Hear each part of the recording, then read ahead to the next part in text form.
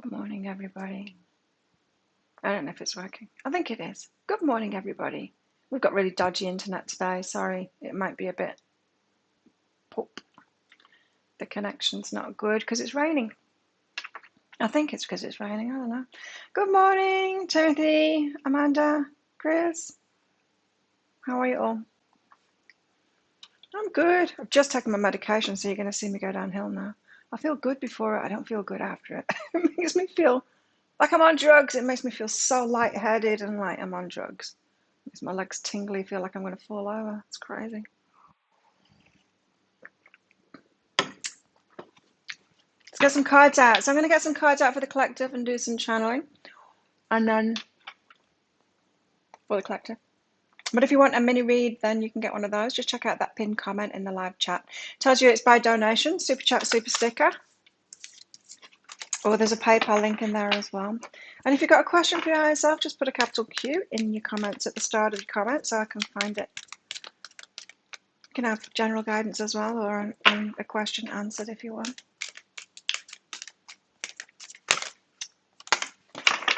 So, I went back to the hospital yesterday and talked to another doctor that's trained with me. He was laughing. He was laughing at me. He said, "Have you been back training since?" And I said, "No." He was laughing. I said, "Well, I was tired from the vaccine, from these drugs, I don't know." He's like, "Go back training." Thanks, Connie. It's a bit woolly. Hey, Maria. It's a bit itchy. Hey, Tara. So yeah, I had a big conversation with him about, and I showed him my all my watch stats and my heart stats and all of that, and he said, "Oh, we could send you for an ECG." I'm like, "No need." Here's and I showed him my ECGs on my phone app as well from this watch, and it does it all. Hey? And he's like, "It's really good." I said, "I know it's really good. So why have I got high blood pressure? Because it doesn't make sense. It's not any of the usual things. Why? Why is it?" And he said, "Well, you're an athlete, and so your heart will be big, strong, and so it pushes your blood. If you've got a problem, you've got a big problem. You know, if you've got high blood pressure, you've got really high blood pressure because you've got a really strong heart. That's why I can exercise really hard. My blood pressure will be sky high when I'm exercising. Everybody's is, but my athletes in particular, because that's how we do it. You know, that's how we get the oxygen around our bodies to be super fit like that. But so I get that, right? So. And that's why they're not concerned, right? They're like, it's not a problem. It's not a problem in you. There's so many other factors, hey, and it's not just blood pressure. So I still want to know why.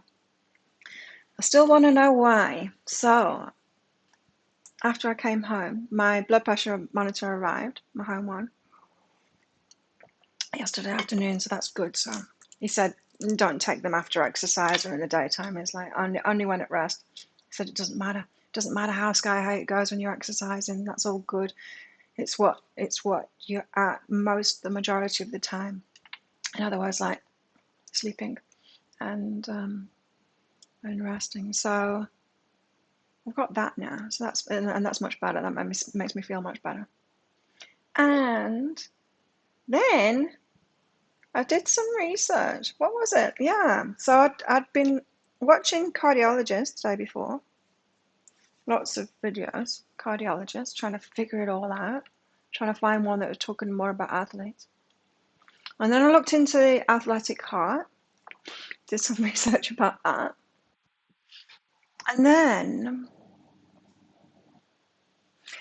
on one of the videos from one of these cardiologists, in the comments was a chiropractor who said, "Yeah, I've been treating people for high blood pressure with chiropractic." And I thought, oh, what, why self-promotion on someone's video? That's what I originally thought, but that it stuck in my mind. So I'm going to check out what that is. I can't remember which video it was on. I'm in the comments, but I YouTubed it, chiropractic high blood pressure. Listened to a few of them. A few of them weren't giving me that much information, and I found one that gave me a lot of information about why why chiropractic would bring your blood pressure down. It's because of the vagus nerve. And so then I started watching videos about the vagus nerve and how it can get trapped around your neck. And I'm like, oh my God, this is it. This is it. Your vagus nerve is the one that a part of your nervous system that does control your blood pressure. And so if it's constricted or impinged by anything like tight muscles around your neck here, then yes, it's absolutely going to make your blood pressure high because it thinks it has to. So I'm like, okay. So then I'm like, well, there's no chiropractor on the island, but I can talk to my friend about it who can do adjustments around that. And so I'll talk to her about it. But then I was looking up the vagus nerve then, because I'm like, I want to release it myself, I want to do what I can here. So I was looking up the vagus nerve and all of that. And then I found this lady that does these vagus nerve exercises, more like stretches. I won't call them exercises, I'd call them stretches. And also massaging of the vagus nerve as well. So I started doing that. Holy shit, I've hit the nail on the head with that one, because the first stretch that I did it, and then I had to hold onto the table like this after I'd finished because I was like, whoa, so lightheaded. It's only a gentle stretch too, but I was like gripping on like reality come back, and I'm like, that's it. It's my vagus nerve. So done massaging. You can do these. It's all, you can get access to your part of your vagus nerve in your ears and stuff. Like you've got to poke your fingers in your ears and massage and stuff like that. But feels so good. So now operation sort my neck out, and I knew my neck was a problem, but I didn't realize it was having such a massive impact on me. So that's interesting. I feel like a little bit more in control now to do something about it, because they can't tell me that my diet has to be perfect. They can't say, oh, well, yeah, you're doing everything right apart from maybe it's the salt. It's not the salt. The salt can only drop your blood pressure by 2, not by 20 or 40 or 60, by 2. It's not the salt. It's not any of those normal things. And it's so frustrating when you're researching that kind of stuff and all you find is lose some weight. Really, lose some weight. Well, I've got what, 1.5 kilos to lose. I've already lost like the 2 kilos that I needed to lose. It's not about weight with me. It's not about any of that stuff. It's not about blood sugar. It's not about, but it could be about magnesium, my muscles. Yeah, and so I did the stretches last night. I'd done the stretches again this morning. I didn't have to grip onto any tables or anything this morning. I was ready to though. And so I've already released some of it. I'm going to keep on going with it. So yeah, structural hypertension they call it. I also got my crush to try and find me a cardiologist that specialises in the area. Right, it's not on this island, but on the other island or on the mainland. That knows about athletes. He said he's going to find out for me. And yeah, I might have to find a chiropractor. Yeah, she can. I'm sure she can. I'm going to talk to her, Connie. It's still serious. Well, it is and it's not. High blood pressure is serious if it comes from the usual factors. Because if you've got like blood sugar problems and that's causing you high blood pressure, or if you're like obese and it's causing you high blood pressure, you've got inflammation and you've got plaque and you've got stuff like that. They go together with the inflammation and with bad diets and stuff like that, and with excess fat. And if yeah, so I get now, after all the research I've done, I get now why the doctors are like, it's all right. I'm like, it's not all right. It's not all right. My blood pressure is like, get into ER straight away because you're about to die. Hi. And they're like, no, it's all right. Okay. Okay, it's all right then. I get it now. It's all right. Watch and listen carefully. So my doctor wants me to have another month on meds. And I told him I'm getting the monitor, and I said, no, I'll bring it in, calibrate it and stuff, and I'll make sure it's the same as theirs. And then, yeah, do my stuff. My magnesium should be arriving today or tomorrow. I've been using the magnesium oil, but I'm going to take a supplement as well because that causes a magnesium deficiency causes muscle tension. I will have magnesium deficiency, and that won't be helping this stuff. So that's where I'm at. Yeah, I got on it with my massage lady. With the other one, I mean, not the one that I usually go to now, but my friend. Watch and listen carefully. Pay close attention. Watch and listen carefully. Got it right.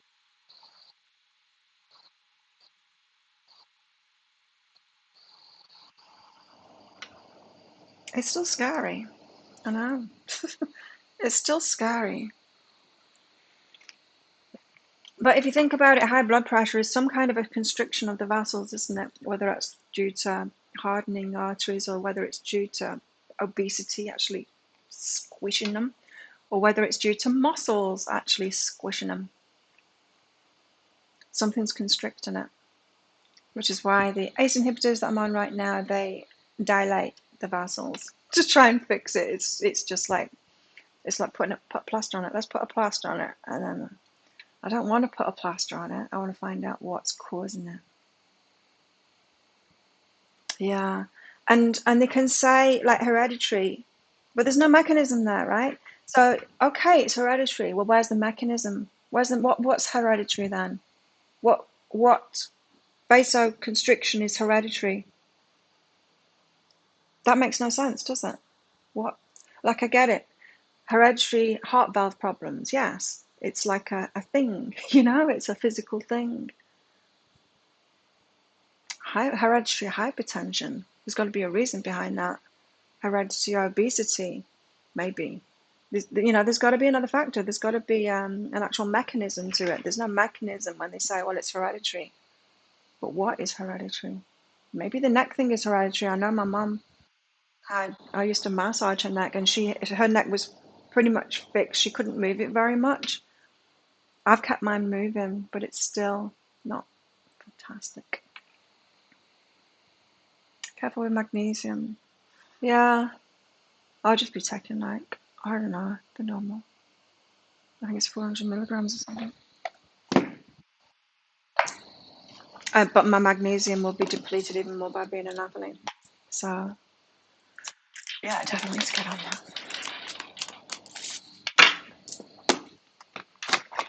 Learning. Synchronicity. And here's the other thing as well. When I had the guidance to get this watch, it's only within the last 2 months, because I've only had it like 3 weeks or something like that. And now I'm able to give all my doctor the information. Because without this, I would be without information, right? Because I'd have to get it off the doctors, that ECG stuff and the heart rate stuff and all of that. But with this, I've got a lot of information about myself now. So I'm like, this is a setup. So why didn't my guides tell me about the magnesium instead? Like, why didn't they tell me about that? Why do I have to go through this? Why do they get me to get a device so that I've got the information when I need it? Probably needed to research it. You had a horrible heart valve problem. Oh, wow. Yeah. I think I will still go see a cardiologist if I find a good one. I don't want to see a cardiologist, but you see, because if they took my measurements and they sent it to another doctor or a cardiologist, the cardiologist would think that I'm about to have a heart attack. But they just wouldn't recognize that I'm an athlete. That's what I'm saying. They wouldn't have the information to show that I'm an athlete because on the face of it, if you don't look at my heart rate, you can see my resting heart rate is that of an elite athlete. It's like 42, 45. So yeah. Oh, you strengthened it. That's good. Well, I'm learning more about it anyway. Synchronicity. Meet Lexi. She passed into our world through the divine nexus of a series of unlikely events. Yeah. And I was also looking into, talking of a series of unlikely events, I was also looking into, as an athlete, whether I should get monitored, more. And it said, and the doctors that the cardiologist that I found to answer that question said actually it's the opposite way around. It's the rest of the population that should, because they're pretty much, everyone else is pretty much like 150% more likely to have any of the problems. You need less monitoring when you're an athlete, which makes sense. Of course, it makes sense. We are stressing our bodies, but in a good way. It's short-term stress that strengthens, Anyway, series of unlikely events. She arrives at the precise moment when she's needed most. As if answering a silent prayer, she appears with perfect and sweet antidote to our fears and struggles. You'll not know when she's coming, but when she arrives, your heart will open. The air will sparkle and your world will awaken with new life. Coincidence, maybe. A beautiful mystery, certainly. Watch for her paw prints as they glimmer and meander through your life. Got a lot of potassium. I do have twitching muscles, especially this arm lately. So that's magnesium. I don't know, and that's why I started eating, and I've had some already this morning, pumpkin seeds. So yeah, it's raining. You won't want to be out there. Are you sure? Are you sure? No, you're not sure, are you? Okay. She's locking the answer in. She's going out, even though it's raining. I still don't believe that. I don't think she actually wants to be out there. I think she's going to be wanting to come back in very soon.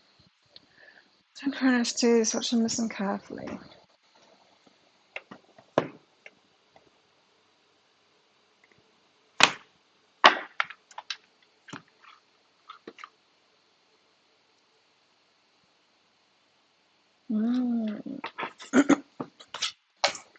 So they want me to go back exercising, but no, not on these drugs. These drugs are horrible. I feel dangerous. I feel like I'll fall over. Hi, Jenny. Hey, William.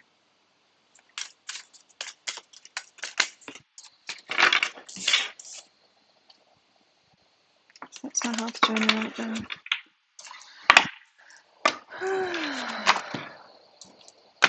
I'm stressed about it now. My blood pressure has actually come down in the hospital. I mean, first measurement, and then 15 minutes later, the second measurement, and it was down 10 points. The second measurement, so I'm calming down about it. That's all it's saying, is that I'm not so anxious about this blood pressure thing now anymore. That's all that measurement says, really.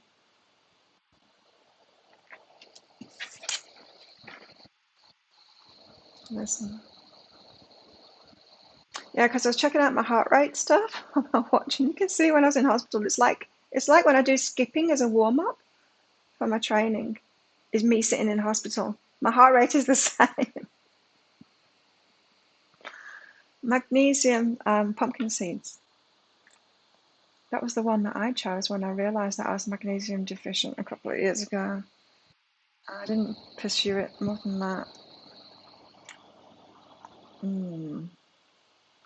Very little foods have high magnesium in them anymore because the soils are depleted, and generally in all the foods that we eat are farmed in a way that the soil is depleted, and so we're not getting it.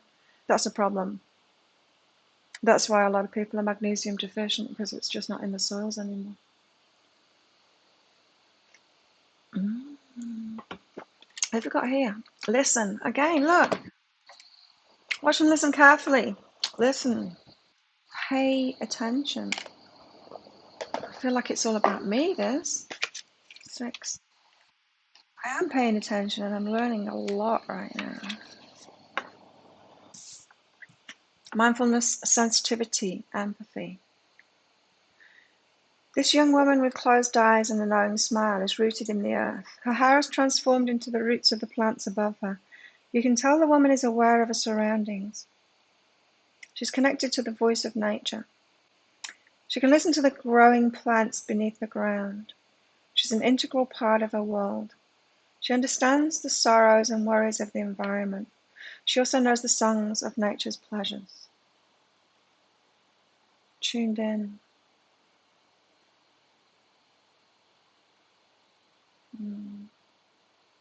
You see, that's what's confusing me. I'm like, guys, why?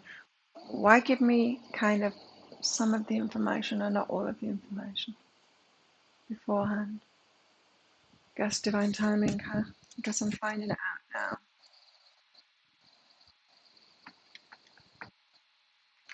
Should I put this?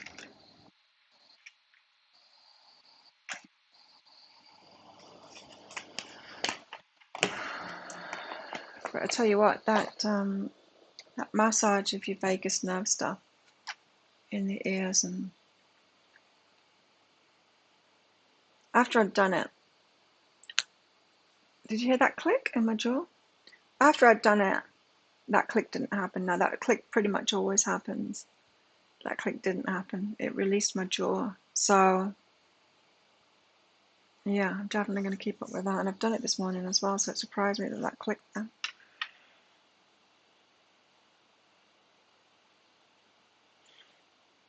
And magnesium, just because I've mentioned magnesium, I just want to say this is, do some research on it, because the mainstream supplements, they'll give you diarrhea and your diarrhea depletes you of minerals. So if you want to go on a downward spiral, get the supplements, magnesium supplements that you'll find in the shops. And don't do it. Yeah, there are a few. I think there's like 3 or 4 different types that are good for different things depending on why you want to take it. There's some for athletes. There's a particular type of magnesium for athletes, let's put it that way. There's a particular type for that'll get through the blood-brain barrier, so if you're taking it for neurological stuff. There's a type that calms you right down, so if you're taking it for anxiety, they all calm you down, but if you're taking it for anxiety, it's a particular one that helps with that. But the mainstream ones, they'll just give you diarrhea and deplete you of everything, magnesium and more. So I just don't want to be the cause of someone going downhill because I've mentioned magnesium. Do your research.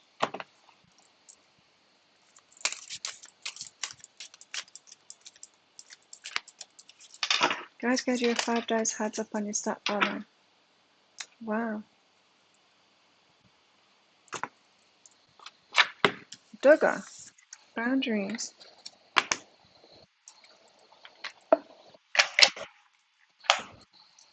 I got boundaries. I'm still going to take the medication now. I'm going to come off the meditation. I'm going to make sure I'm going to make sure of that. But I'm just going to be on it for now, just to make sure that this high blood pressure now that I'm experiencing isn't damaging anything. I don't want it to damage. Boundaries. Great goddess of war and protection, Durga is leaping into your life right now to help you establish boundaries. Boundaries are one of the greatest ways you can take care of yourself. Remember to draw clear ones to protect and preserve your inner spirit. Boundaries. Yeah, they do. They tell us a lot. Tell me when people's birthdays are. don't ever make a note of it.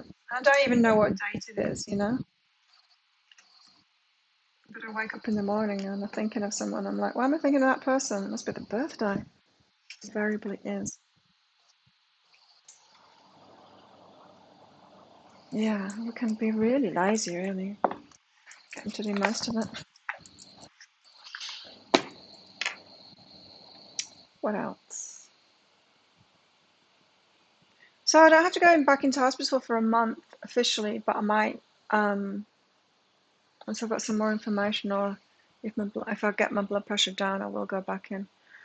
But yeah, so I might do cafe tomorrow morning as well, get back on the normal schedule, because I need to make videos tomorrow, and so it's just as easy for me to do cafe and then shoot videos as it is to not do cafe and shoot videos.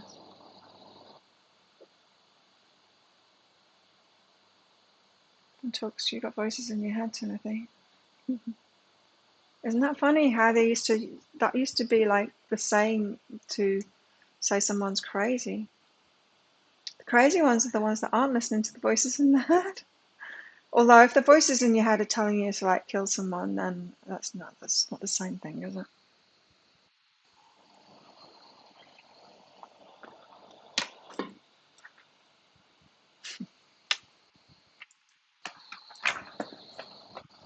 Should we do tarot now?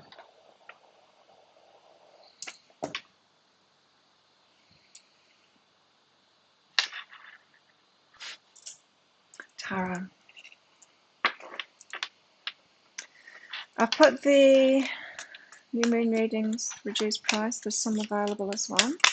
I've got access to my business system again. Yay! It was just a weird thing. It was just a weird thing. It's almost like it created a blank website and thought then I had two websites after I'd upgraded, and it was just showing me the blank one, the system created. And all I needed to do was like click on the top and then just pick my website instead. I had no idea because well, no, I have had more than one website, so I did know that that drop down was there, but I've only got one now.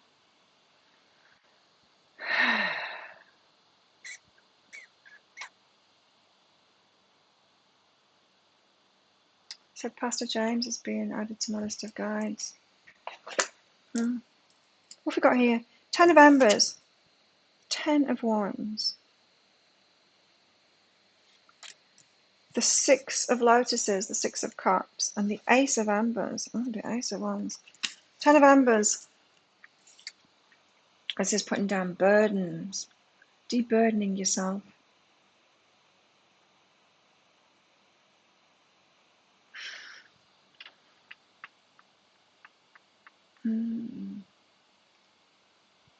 I think maybe one of the reasons that I'm having to go through this route in my personal stuff is because of the hereditary thing. It's more in the it's seeing more of the patterns in my family. This time connecting it to the vagus nerve and anxiety and stuff. Because high blood pressure and anxiety go together, right? But I've hardly got any anxiety anymore, apart from when I go to hospital.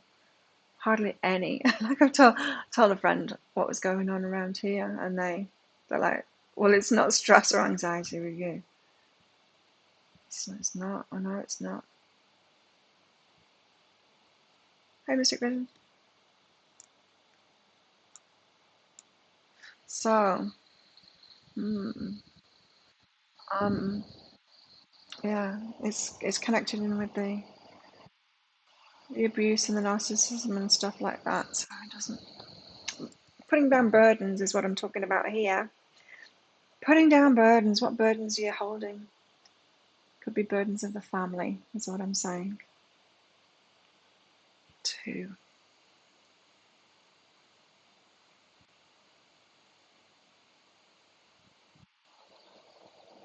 Interesting, the picture on this, the stormy skies and those meteors, are they? I don't know what they are, but embers, I guess, from a volcano. But they're landing in that puddle now. See, there's a puddle, and there's new growth coming out of that puddle too. 10 of embers, putting our burdens down. That's what we're doing at the moment. 6 of lotuses from the past, reminiscing.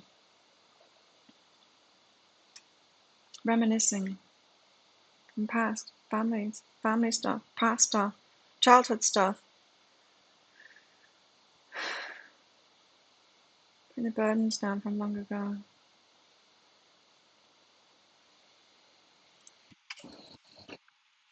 of Wands for a new beginning, new, exciting, new start. Got an interesting new moon coming up in 2 days.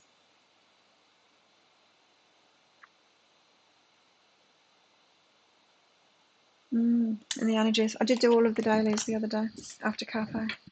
I had the energy, I did it. I was just going to do like 3 or 4 of them. No, I just did them all. Hey, Tanya.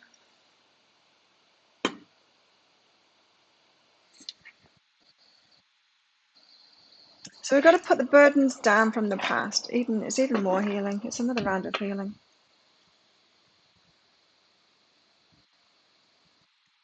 To have more boundaries. Pay close attention because we're going through another round of healing apparently. So pay close attention to what's coming up for you. It's got something to do with putting burdens down from the past. 5 of Cups.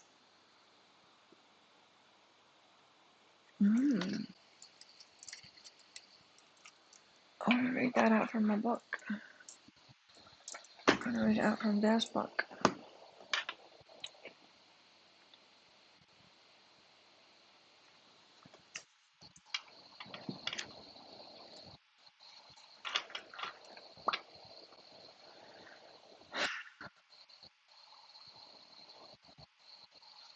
Five of Cups reflect the deep energies of change that emerge from instability.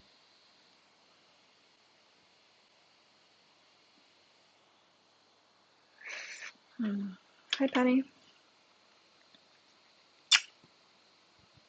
I'm just having an internal reaction to that sentence. I'm having an argument with my guides now. Oh, so yeah, you give me this instability to provoke something. Five of Cups reflect the deep energies of change that emerge from instability. It may indicate a time of grief or loss as you struggle to see a light at the end of the tunnel. This card often also highlights those moments in life when you find yourself being emotionally challenged or when an inner survival mode kicks in. Oh. Know that a positive resolution is still very possible, but it will depend on how you focus your energy and thoughts. Try not to resist the inevitable changes, or else you may find yourself stuck in a rut or repeating the same lesson again. This is a time of transformational regeneration. This is a time of transformation and regeneration. Additional meanings: regret, obsession, self-pity. Damn it, that's it. I need for forgiveness, adjustment, self-pity. That's the way that my family went.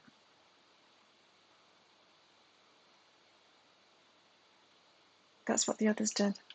They went into self-pity. No, I will not go there. And I felt it. The crying that I did at the weekend, it wanted to come in. That hereditary pattern wanted to come in, that self-pity. Poor me, I'm sick. My family have been hypochondriacs. Oh, I did want to go there, but I didn't. I didn't stay there. I released it out and moved forward. Wow. So this is a big release. Try not to resist the inevitable changes. You may find yourself stuck in a rut or repeating the same lesson again. We know that, don't we? We've got to move through the healing. We can't ignore the healing. Wow, I never got that from this card before. The Five of Cups it's about not resisting the healing. Of course, I have got that kind of message from the Five of Cups before because it's the focusing on the cup that's spilled. Focus on what's wrong, on what's gone wrong. Poor me, oh poor me. Poor me, I've got high blood pressure. No, I'm more empowered than that. I'm going to do something about it. And I'm not going to rely on some young doctor in the ER because they are young. The kids, they're like the same age as my eldest son.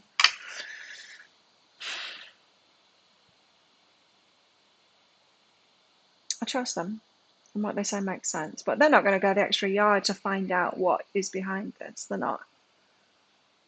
I am. So there. Arguing with guides. Do. What the hell? Why did you do that?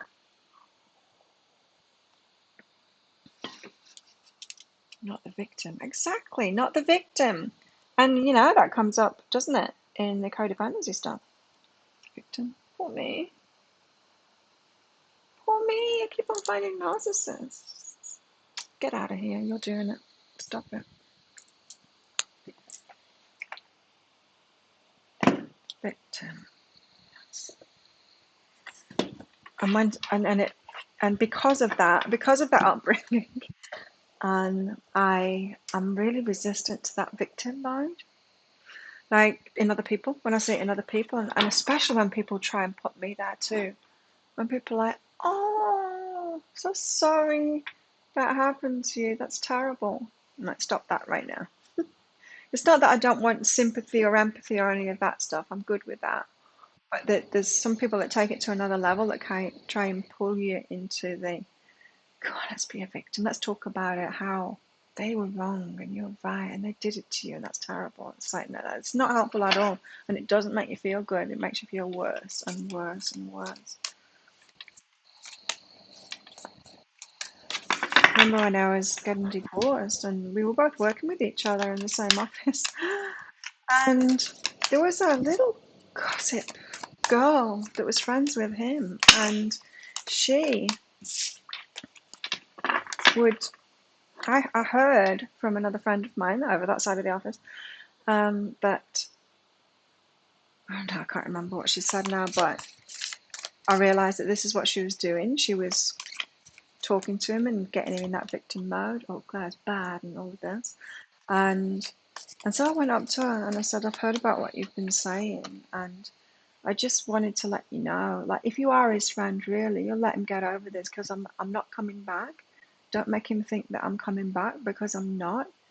And he needs to get over it and move on. And if you're a true friend to him, then you help him to do that and encourage him to do that instead of encouraging him to stay in the pain and talking to him about that. She went bright red. She got so embarrassed that I'd called her out on it. And I wasn't doing it in a like, you're a bad way. I wasn't doing the same thing as her. But yeah, I can't stand that when people do that.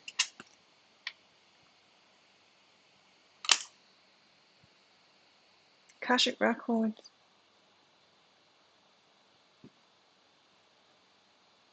My own hair colour makes me look younger. My own? Old? Own? What do you mean? The darker? I've put a purple thing on it this morning.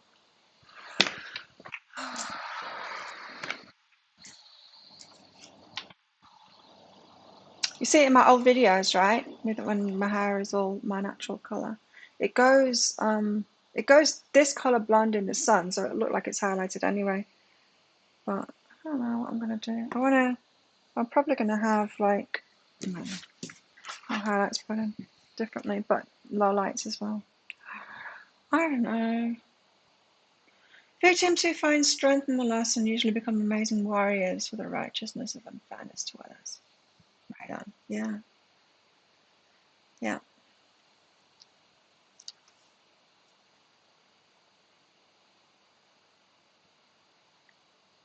You're a vampiric victim. Good. I mean, not good that you're that, but good that you've changed for the better. Hi, Beth. Akashic Records. Okay. That's like the Six of Lotuses in the past. Akashic Records, where are you? This is the extra card.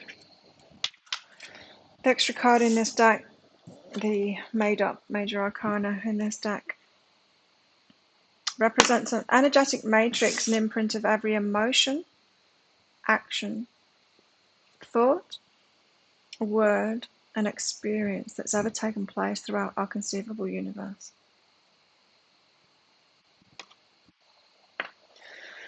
Historically, it's been described as a living library, great etheric space, or collection of mystical knowledge. It connects to the limitless potentials that exist before us in all linear and non-linear directions, as well as the history of our past incarnations and soul experiences. Every living being has a unique Akashic record that is specific to them, which also contributes to the universal Akashic library. In ancient Egypt, this may have been described as the Great Hall of Records, which contained sacred knowledge of the universe and the entire history of ancient civilizations. It's also been referred to as the Book of Life or Tree of Life, and has appeared in many different spiritual systems and various symbols, definitions, and ideologies. It might also appear in your dreams too, as in mine. The Akashic Records also, because it looks like, yeah, it kind of has an image of it on there. It kind of looks like that. It's got very tall columns. It looks like a Greek Colosseum kind of, those columns. It's always appeared like that to me, and I see it in other people's depictions of it that have seen it in their dreams too, or dreams, or however they've seen it.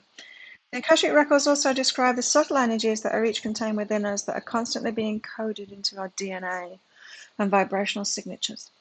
This happens on an individual quantum level, and after this, a global, then universal scale. So, what we're healing right now in ourselves, happening on the individual level first, then global, then universal.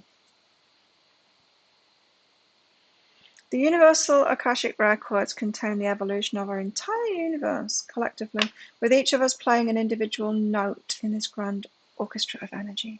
The message is, when we learn, in fact, that we are co-creators of our own realities, we are accessing the most optimal vibrations of potential experiences available to us, and are effectively working with Akashic records. When we talk about connecting with our higher self, we're also describing an understanding of our own Akashic records. We can connect with this source of loving information in order to be the best versions of ourselves. When this card shows up, it comes as a reminder of the endless possibilities and limitless potentials that are surely available to you. These can be accessed in various ways through exploring insight, imagination, past life memories, intuitive glimpses, meditation, dreams, prayer, high frequency foods, energetic downloads, loving connection with others, listening to music, dancing, exercising your body, exploring nature and the outdoors, interacting with animals, being creative, and overall following your heart.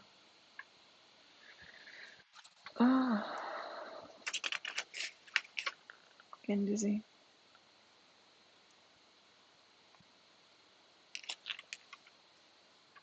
Hey, Tawanda.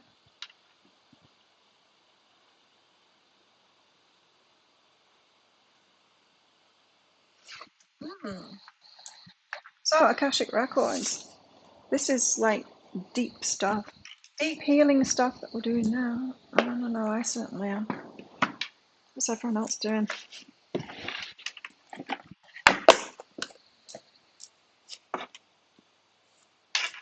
If anyone wants a mini read, they're available, you know.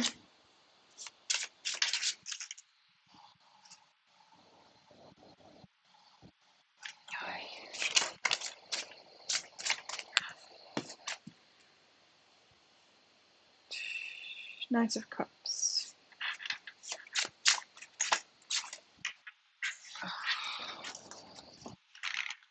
How much did that go?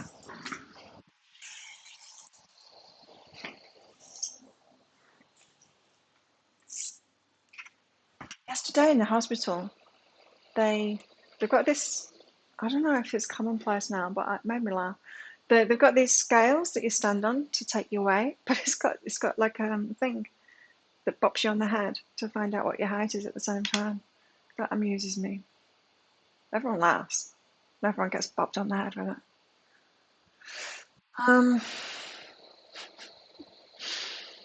But of course they weighed and measured me the other day when I went in.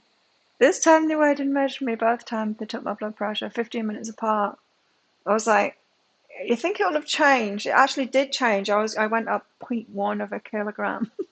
My height hadn't changed, but my weight had gone up because I drank some water in that 15 minutes.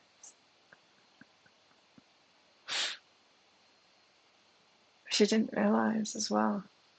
I'm like, you sure you need to do this? Think about it. Think about it. Hopefully leveling up, yeah. I've got the magician here. I'm not feeling the Knight of Cups. I'm feeling the magician now. Using everything that you've got, everything that you've learned. The magician uses all four, right? He uses the pentacles, the cups, the wands, and the swords. He uses all that he's got inside of himself to create all the resources. Because abundance has been coming up in the energy reads each day. Have you noticed that? Which is the physical manifestation of abundance. Got to get that balance right. Leave the spiritual stuff up to the universe and our higher self. They can do that bit of it. We don't need to do that bit of it. Some people try and do that bit of it. I've got to do the material part of it here on earth. You're getting far better at self-love and doing things for me. Good job. And seeing red flags. Oh, good job, Penny. Good job. Yeah, it makes life better, doesn't it? And that makes you feel like less of a victim as well, right? When you can, of course, when you can see those red flags, when you can spot that thing so that you don't fall into it again, so you don't say yes to it again. Worse still, so you don't choose it again. I'm drinking half as much coffee now. Actually, on the second day, I don't make any, but I've got a little bottle that I put half of the coffee that I've made in, keep it in the fridge, and then I have iced coffees the next day. It's so yummy. Iced coffee is not with sugar though. I don't think that I need to. Trying to stand up. No. Magician. It always says that about this town, doesn't it?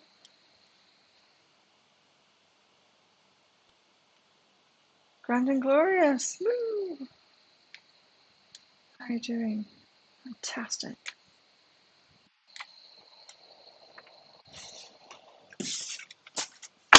I'm going to obey my watch and stand up, get myself some more coffee. I'll be right back after this coffee break. Yeah, so I'm kind of enjoying that. I'm kind of enjoying having the cold coffee the next time. That's nice.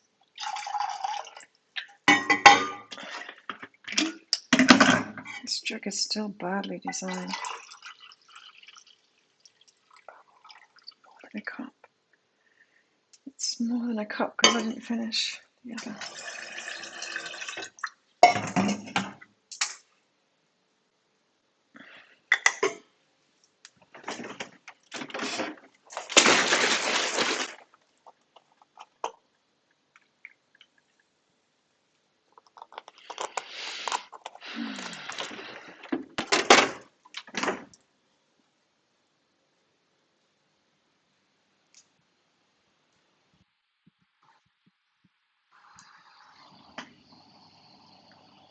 And yes, I was talking about my weight being measured. Oh, coffee's only a short. It's only a short term blood pressure rise. Very short, in fact. It's like half an hour or something. 1.5 hours most. You don't have it before you have your blood pressure taken for sure, but it doesn't matter. But yeah, I just don't want to have those. If you know, I want to be able to have a day without coffee and not suffer for it. So I'm cutting down. That's the only reason I'm cutting down, because of those effects of not the what do you call it? When you don't have something.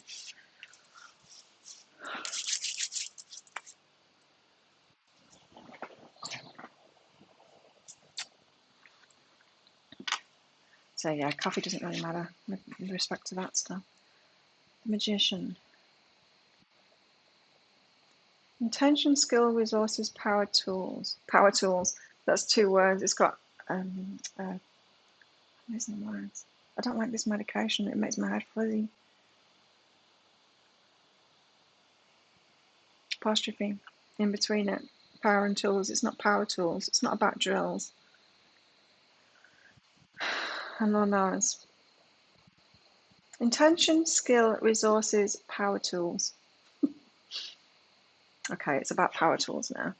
When you see the magician in a reading, it's about power tools.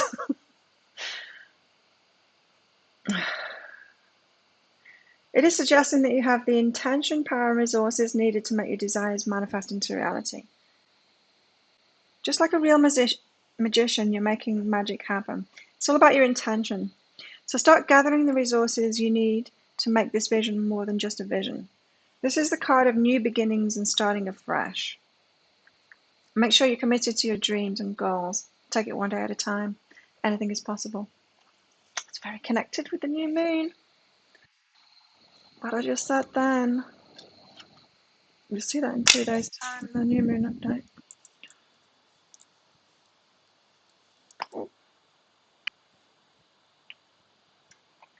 Thank you, Tawanda, for your donation. Oh, I had a donation overnight from someone just been watching my videos. Sweet. Sweet little message. Okay, what have we got here? Been feeling very restless, Mystic.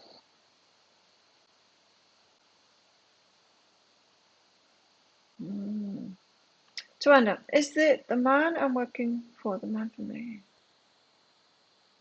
Let's find out.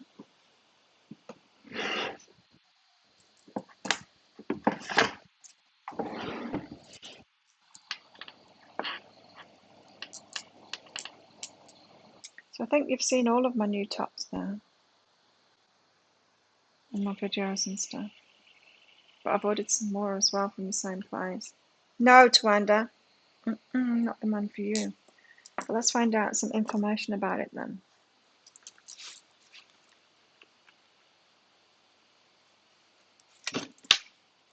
Tip on the floor.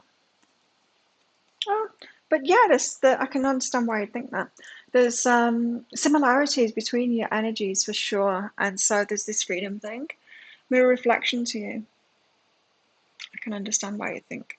But no, it's just a step along the way to move you into that energies. I'm pretty sure I talked about that in the energy update today too, of when you meet someone and you think this is it, or you apply for a job and you think this is it, this is perfect, and then you don't get it and you're like, huh, guys, how come? Well, how come is because they're not there to be the end game, they're there to be helping you to get into a certain energy along the way.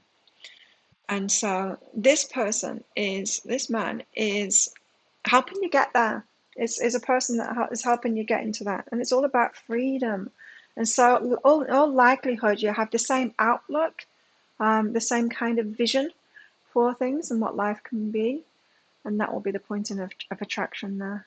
If you don't know that about them, that's true about them and it's true about you as well. So you've both got like big visions. You know, like you can meet some people that are just like in the drudgery of life and just go to work and then they come home and they think that that's all life is. And then you meet some people that are in that, yeah, but that's not where the head is at. The head is at the big dreams, the things that they're going to do, the different stuff that they're going to do. And so you and him are like, you've got that, and that's what you're connecting on there. So be cool about it. One step at a time, gentle, quiet with heart. It's just like be cool about it. It's like your higher self saying, sorry, I'm not the man for you, but one step at a time. You're getting there. You're getting there. And so, yeah, don't dismiss this person because they're a step along the way. And we all need that. Steps along the way, right? We do. I don't allow steps along, when I'm talking about relationships, I don't allow steps along the way. No. I'll turn the fan off, it's freezing. Freezing for a tropical island. Chickens sat out there on the banister. Banister? The side of the... Oh, yeah, I guess it's called a banister. So you go to Anda.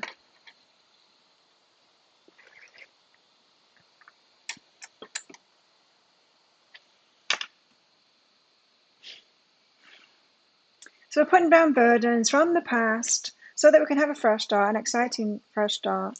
Five of Cups, that's about not being a victim to things. So whatever we're healing now and letting go of, it's things from the past, long past. Akashic records, stuff that's in your DNA.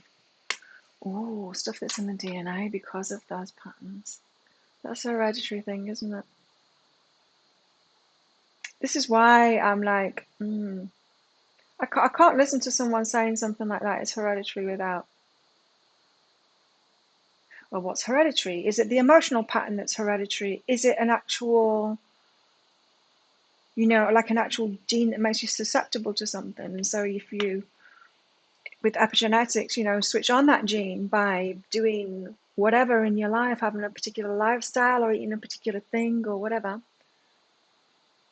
that's going to express. There's got to be a mechanism, you see, whether it's emotional, spiritual, physical, there's got to be a mechanism.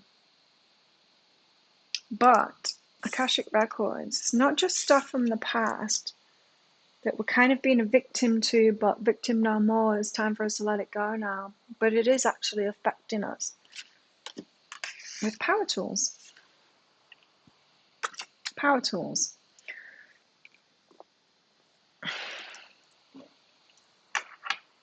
Yeah.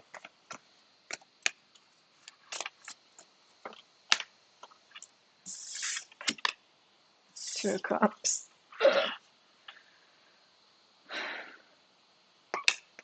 And the Two of Pentacles. Where is Tawanda? Thanks for your donation.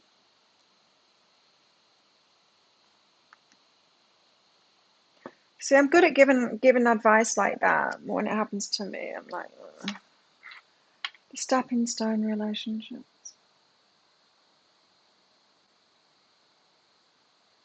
I think that I don't want that anymore. Do I need that? It's just easy doing it by yourself, isn't it? I said it in the energy update today. There's some things you can't do by yourself though. You've got the Two of Cups with the Two of Pentacles. Two of Cups came out first. The Lover. It's up in the air. Oh. For us to let go of the burdens. Doesn't want us to take our burdens with it into a relationship.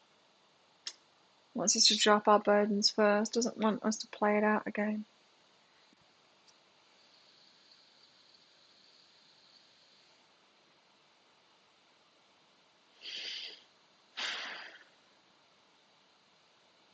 I think I published the videos already when I've said it, and I think I've said it a couple of times at least lately in the videos, is that sometimes it's better to leave things up in the air, or at least wait to provide an answer and bide your time. And yeah, I've said that lately, right, in the readings. I'm getting the same thing from this now. It's okay to leave it up in the air until you've got clarity. Like that story.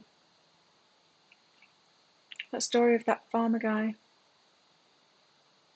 His horse runs off and the village says, oh no, that's terrible. Trying to put him into victim mode, right? And he's like, we'll see. And then the horse comes back with a load of other horses, and the village says, yay, it's great, look at you. And he says, we'll see.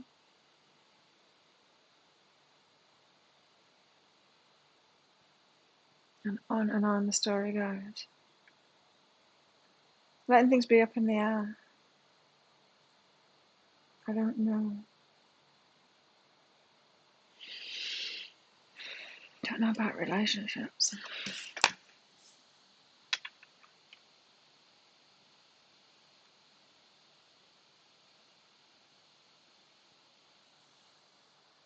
I watched one video, harping back to blood pressure here. I watched one video of this clinic in Germany, fasting. for blood pressure. And they'd done their own study with, I don't know, 60, 90 people, something like that. Oh no, it was more than that, it was hundreds.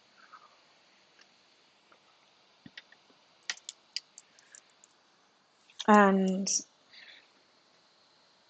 put the findings out in this video, and it was a little bit vague, as you would expect. It's not a medical study. They tried to do it in that same kind of way, but it's not as comprehensive as a medical study would be anyway. But I wanted some clarity on it, and so because she'd said in it that the lean people, there was no adverse side effects, but didn't go into the blood pressure of those people, so it didn't make much sense to me. And so I mentioned in the comments, so tell me more about those lean people in this study, because it could be that you're just saying fasting doesn't affect negatively the lean people, but it affects the obese or overweight people because they lose weight in it, and so it brings the blood pressure down. Are you saying that in the lean people? No, I didn't go as far as this, but I should have said it. Are you saying that in the lean group they brought their blood pressure down too? Or is it's just a way of losing weight, not about fasting in particular? That's what I should have said, and that's what I said in a further comment, because she replied saying, "No, there's no, like I said in the study, there's no adverse side effects with the lean ones. Their blood pressure didn't go up." Oh, right, that's not what I'm saying. I'm saying lean people with high blood pressure. No, everyone thinks that they don't exist. But here I am, here I stand. As everyone presumes, it's just overweight. Because I used to be into fasting. I tried to get into it, but it's hard. It's very hard when you're lean. Very hard. Just don't have the supplies. It just reminds me, like Thais, the R, and a lot of Asians, the R and the L could be interchangeable because they've got a rolling R. And if you're too lazy to do the R, you say L instead. So it's nice. Chicken and nice. Well, when you say supplies, they think you're saying surprise. I've got to get my supplies. Supplies? What supplies? I've got a supplies for you.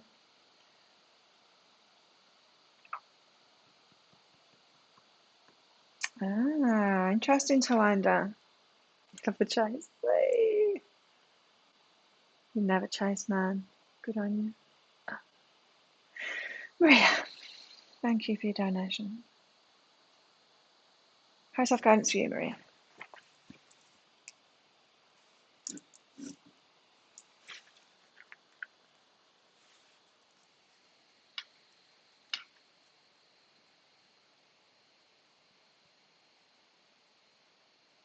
This is interesting, Maria, because it's got something to do with this that I was just saying before, allowing things to be up in the air.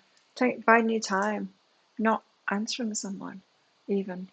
You know when someone's like flirting with you or propositioning something, you don't need to reply right away, right?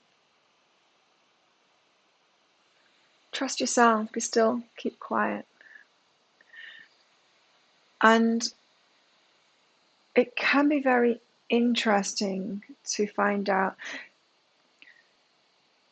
if you've been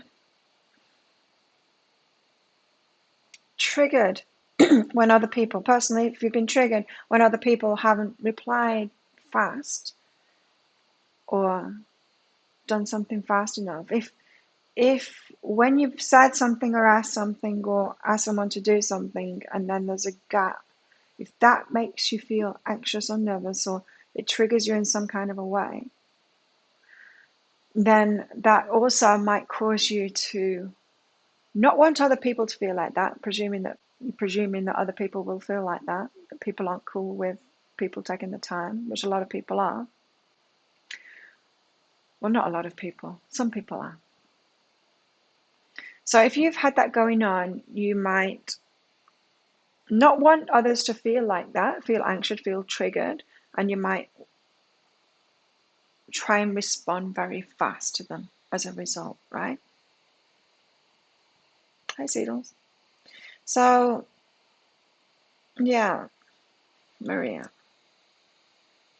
try and bide your time with responses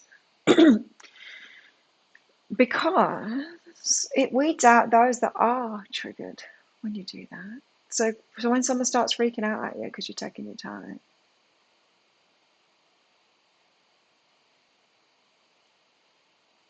to decide, then yeah, it weeds them out. It's almost like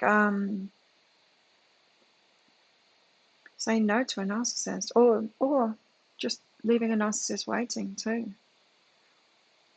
They have an extreme reaction to it.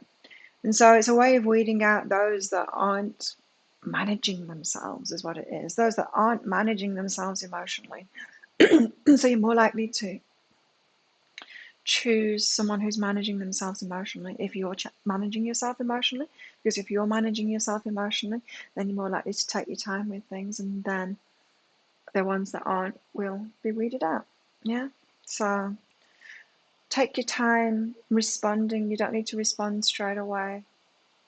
And if you want to respond straight away, if you feel the need to respond straight away because you don't want to trigger them in some way, then don't do it, and take a look at yourself instead and ask yourself why you are triggered by someone taking the time or someone not responding or something like that. Make sense? So trust yourself. Because that could be a way that people are letting narcissists in because they're just too willing to feed the narcissist straight away before they've even found out that they're a narcissist. And if they weren't the feeder straight away, giving energy, always saying yes and saying it fast, and if you didn't do that, you might, and you want to do that because you're all excited when you meet someone, but if you don't do that, if you're sensible and you hold back, then they'll reveal themselves earlier than they will. They're going to reveal it eventually. My hair's bugging me. I don't like that. I got this purple hair mask, Kara Stars, and it kind of, I don't know. I like what it does to the color, but it's all heavy around the scalp. Don't like it. Shouldn't have put it up top. Access bars.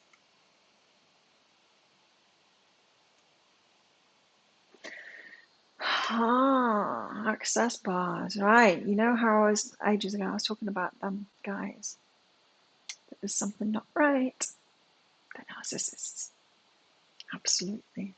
Absolutely. They even in some of their teachings, I've seen them trying to teach that stuff about how to manipulate the narcissist.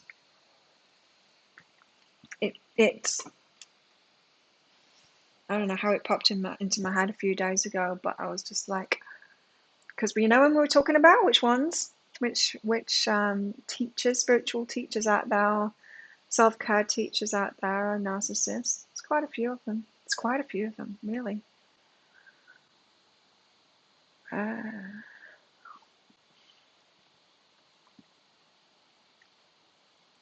Compost tumbler.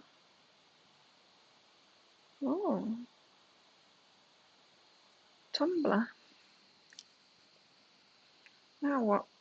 Are they both from the same deck? Yes, they are.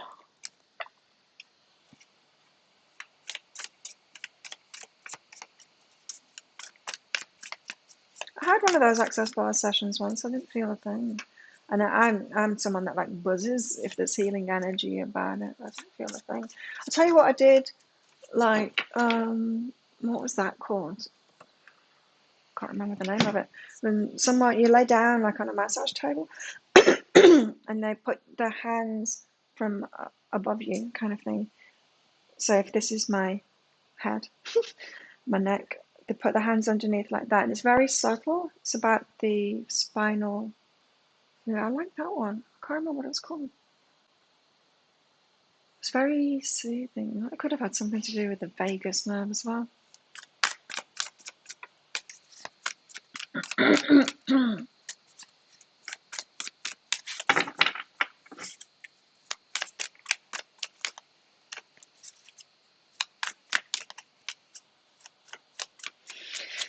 So I let things be up in the air about relationships until we sort this stuff out, until we let go of these burdens, until we've been through this. There he is again. So yeah, it did want to come out. The Knight of Cups. Leave things up in the air while we're letting go of these burdens. Here's the Knight of Emotions. I'm going to read them out of that one. Muse. That's it. Craniosacral. Craniosacral? Craniosacral. I don't know. One of those two. Yeah, I like that one. You know, I think I told you when I went to church with my mum. I went to a Catholic church with my mum, probably about 20 years ago now. No, 10 years ago. And there's only one part that had a healing element in it. There's only one part where my hand started tingling. I'm like, the priest is actually doing something to help. The rest of it was just guilt. You're guilty. You're bad. So yeah, I can't say I felt the healing tingles with the craniosacral, but I did. I felt the impact of it. It was good for me, really.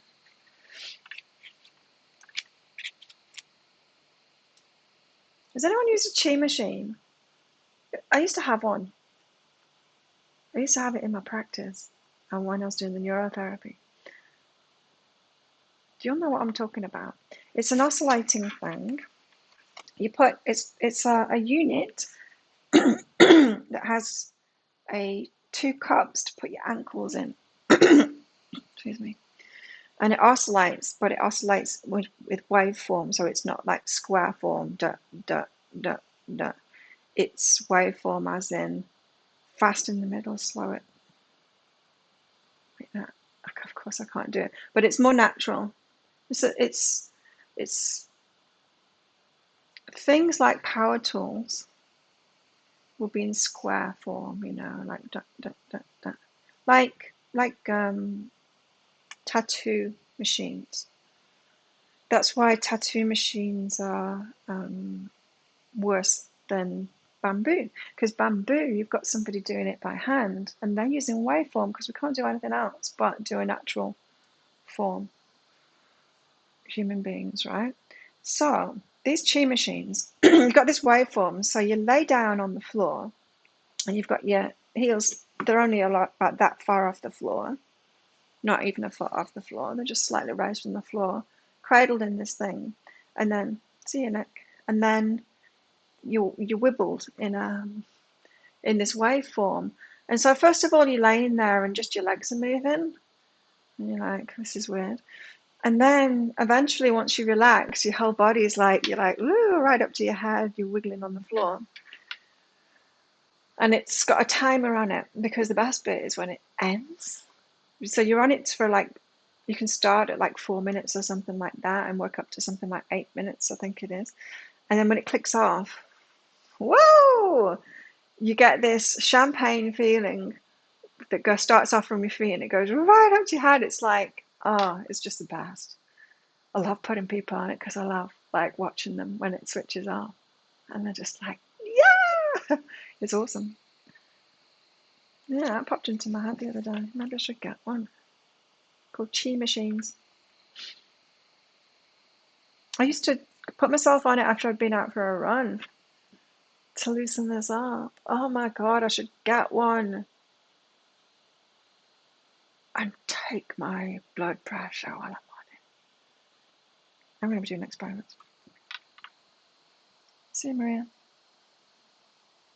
Yeah, sleep. I don't know how you'll do it. Staying up to watch me in Europe. Negative emotions, a brewing romantic heart. Ah, you're brewing. You're brewing. I'm just brewing. Dating, new love, a happy flirtation, wearing your heart on your sleeve, loving the idea of being in love. Loving the idea of being in love. The thrill of the chase. To wander. Going for it.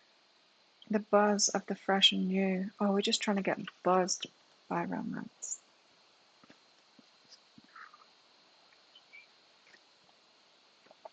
Probably. The honesty of puddles. Honesty of puddles. Putting those ambers out. Sit under.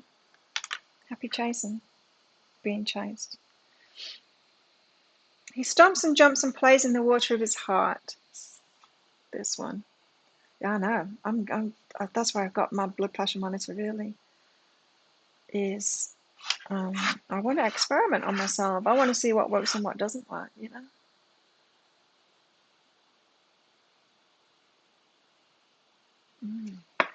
Especially if it is the structural thing, because if you find a release, it should have a very quick and profound effect. Maybe not lasting, because I do feel like when I find a release, it, you know, but I think there will be a short-term effect, right? And so I should be able to see that. So I'm going to experiment with myself. Might as well. He stomps. Because, you know, reading all of these medical studies and all of that and doing all the research is all very well and good, but often, well, I don't pay much attention to the mice studies and stuff like that because I'm not a mouse. But nor am I any of those people either that have been in those studies, and we're all quite unique, right? And when I watched one of the videos with a chiropractor, and it was a lady there, and she's obviously very fit, and she's probably about 10 years older than me, and she stopped exercising because she's like, I've got really, like, similar to my numbers, and I won't tell you my numbers because it'll freak you right out. Similar to my numbers, but she had every test done in the hospital, which I haven't had, but you know, the kidneys, the liver, just everything. She had everything done, and there's nothing else wrong. Heart tested everything. There's nothing wrong. And she's like, but she stopped training, and you can still see she's got like muscle tone. She doesn't look unlike me. And she said, and then I came here, and he started working. No, she's seen a video of him or something, and then she'd gone. I think he's in Florida, or she's on the other, I don't know. She'd actually traveled there to see him, and yes, it put the blood pressure down. Immediate down 20 or something like that. But anyway, it was just like, this is just too much of a coincidence. There's the rare, like outlier, you know. But the medical studies, very unlikely to have someone like me in them even, and we only get to hear like the average of the results, you know, so it's not useful. Might as well experiment on myself is my point. Night of emotions. He stomps and jumps and plays in the water of his heart. So joyous he is with this fresh new connection. Oh, the romantic notion. Bringing to mind this pairing for two takes his energy levels up so high that there's nothing to do but just joyously romp in the fresh rainwater. Sometimes you'll find him kicking like this in the heat of passion or when he's overtaken by a jealous streak. But today, this night of emotions is full of joy. The Nautilus shell rises in the sky, lighting the afternoon and gently nudging all things to grow and shift as creation wills it. It reminds everyone beneath its bright love that nature's only option is to grow or to decay. Oh, yes. Isn't it true? It's like the aging thing. You either grow or you decay. And by choosing to grow, by choosing to put your energy into partnerships and into passions, we consciously expand their energy. What connections are you nurturing today? Excitement kicks, and like a prince, a show, display affection. Emotion drips, a charming rinse. Now go, display intention.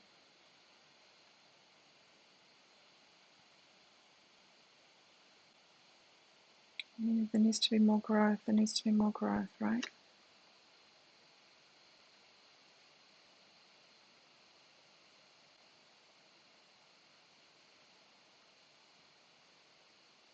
Yeah.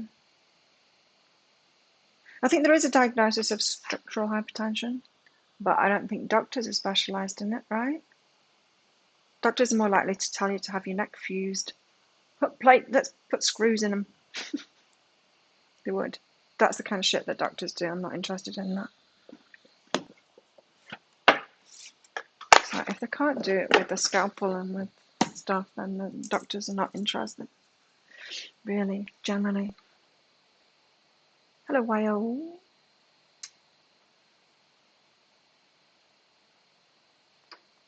Whale. So what am I getting from the Night of Emotions there? Being told to grow. We're being told to grow. As much as we want to stagnate and enjoy it, we've got to grow, or otherwise we'll decay. So true.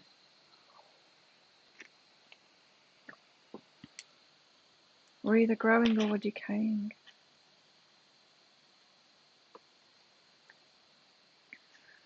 So what? We've got more growth to do before we can have a relationship. So, and I think we'll be glad that we did it because we don't want to take those burdens at the start into a relationship.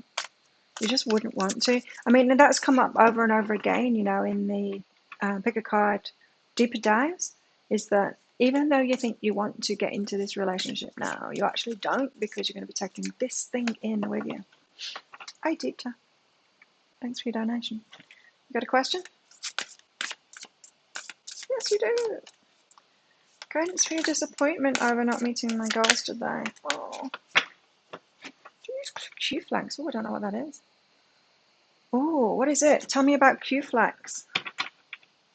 Because I was thinking, you see, this is another thing. In the last few weeks, I was thinking of getting a neck massager thing, a machine, like the Chi machine. It's probably why I started thinking the Chi machine, in fact.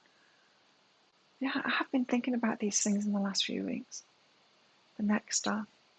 Sorry, guys, you were trying to tell me. I'll let you off the hook now. Tell me about Q-Flex. I need to put that into my... Hang on. I'm getting a yes from that. Q-Flex. If it's a neck massage, my ex-boyfriend's got one of those. He said he's going to make me one. Yeah. He's taking it with him to the mainland. I always say I'm going to steal it.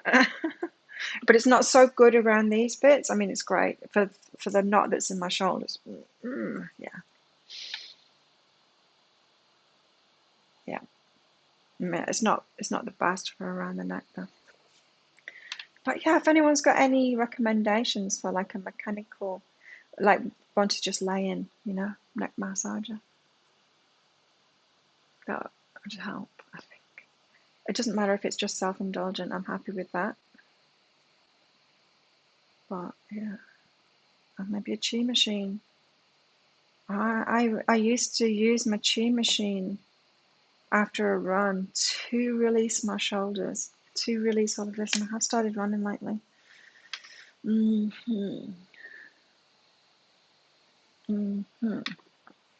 Dita. Guidance for your disappointment over not meeting your goals today. Oh, when goals turn around and bite you on the bum, right?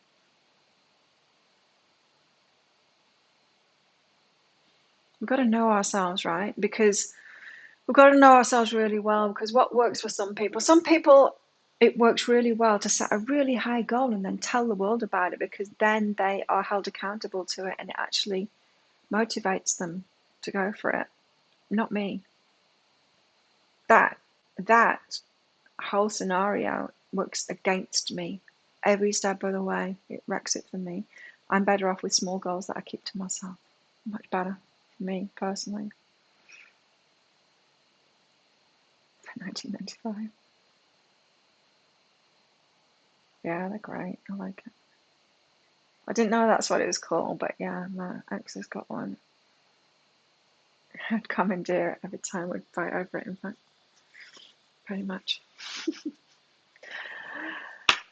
Guys, from a disappointment. Okay. This moment, meditate. Yes, you have to know yourself and soothe yourself about self-talk and stuff. So, okay, meditate. That's great advice for this situation. Is meditate, because you've got to soothe yourself now. If when you don't reach a goal you start beating yourself up and the self-talk is bad, yes, it's an emergency situation. And meditation, what else could do it? Getting into water does it for me as well. Looking at the pool out there. Something to reset you, something that soothes you, that calms you right down, gets you in the moment. Yeah, it might be meditation for you, but sometimes for me, meditation for certain things, I've gone too far, and meditation isn't the way. Like if I'm overthinking something, meditation, for worry, meditation isn't the thing for me, because as soon as I start meditating, my mind wanders off to that thing that I'm worrying about, and then I'm just sat like in a meditation pose worrying. There's no point in that, right? So I'm much better going and sitting in the swimming pool and watching the birds wash themselves on the side of the infinity pool. Stuff like that gets me in the moment better. So you need to know yourself to come up with a tactic, but then there's more to that. There's more about knowing yourself as to how to set goals and what works for you. Because it absolutely cripples me if I set a big goal that's out of my reach. And it doesn't stop me from taking action. It makes me, it just unsettles me so much. It like makes me anxious. And so it stops me from doing anything good. That's me personally. I know some people thrive off it, because I'm in some business groups where they're just like, this is the way to go. It's like, oh, hell no, it's not. It's not the way to go for me. So you need to be aware. And that's what it is. This is what it is. Yes. When you're setting goals, this is what it is. Fear of lack. When you're setting goals and you're coming from a place of fear of lack, no matter how much you're trying to convince yourself to be positive, and it's a positive goal that you've got, when it really, there's fear of lack behind that, you're fucked from the outset, really. There's nothing you can do to overcome that. When the initial intention, despite your best efforts to be positive and to not be in fear of lack, when it is coming from fear of lack, nothing you can do. It's doomed from the outset. Dan, what can you do? You've got to be aware of that. You've got to be more aware of that when it's coming from fear of lack. How do you feel that? Well, it's in your state. You can feel it in your state. I talked about this, didn't I, yesterday in the energy update?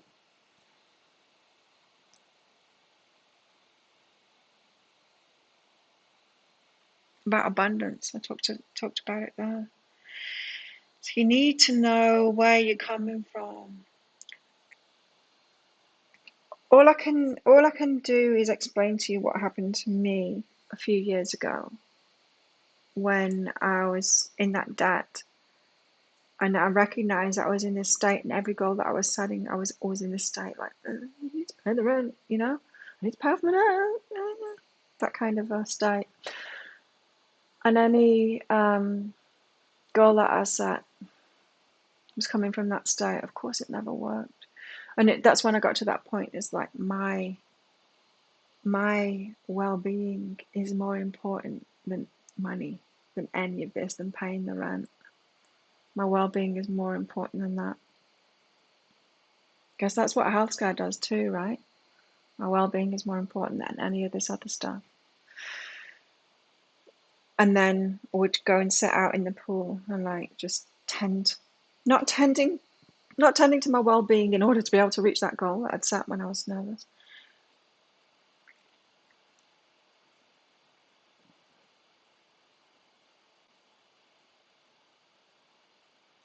More just doing it for my well-being and letting that be enough. It's like, to hell with the money. Whatever it is that you're going for in that goal, to hell with that.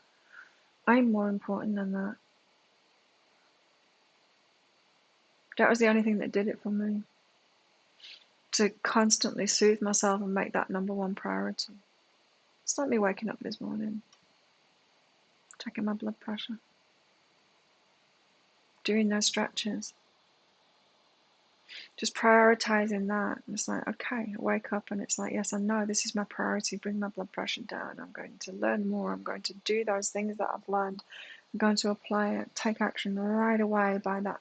I bought like 2 different kinds of the magnesium that I want, but it's coming from America, and so it's going to be a month before it gets here. And so then I had to get my second choice, which I don't really want, but it's the only one that I could find in Thailand that was actually one of the good ones. But I take action right away. I like that, and I don't care anymore whether if I'm going to waste those, because as soon as the right one comes, I will stop taking those first ones. My second, the ones that I've managed to find in Thailand, they're just the relaxing ones. Are the ones that you take before bed, the ones that are good for that. But I want the athlete ones. That formula. It's not a formula, it's just a specific type of magnesium in a compound. Yeah. So taking action. What can I say, Deetra, apart from that?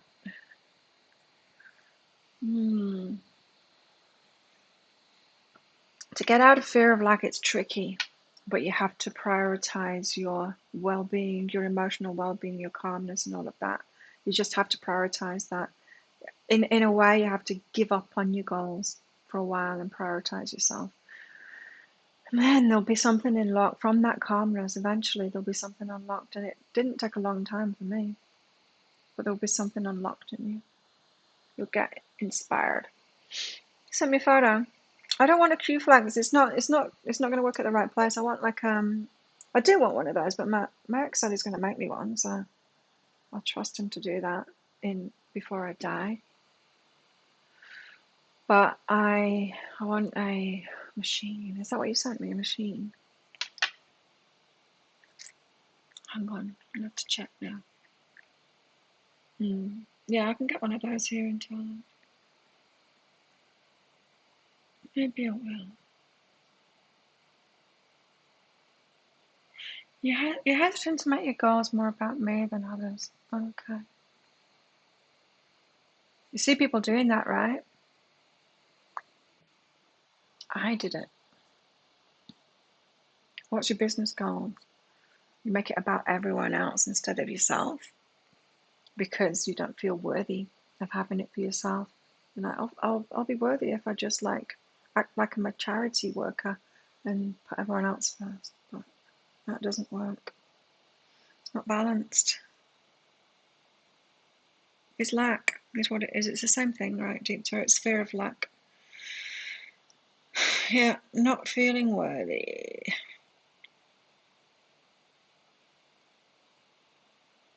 You can have whatever you want. I used to sing a song to myself. I can have whatever I want. I can have whatever I want. I can have whatever I want. It's totally up to me. And that was years ago when I was first tuning into abundance and I was trying to convince myself all of these things. But when I was going through that phase, it was important. That was an important stage for me to realize that I do deserve it, you know. And the recent thing in the last 3 years, was it 3 years? I don't know. It was me realizing that I can do it for myself. I can do it for myself. So yeah, I think it's a similar kind of thing. Hi, Steve. Marie. General for you.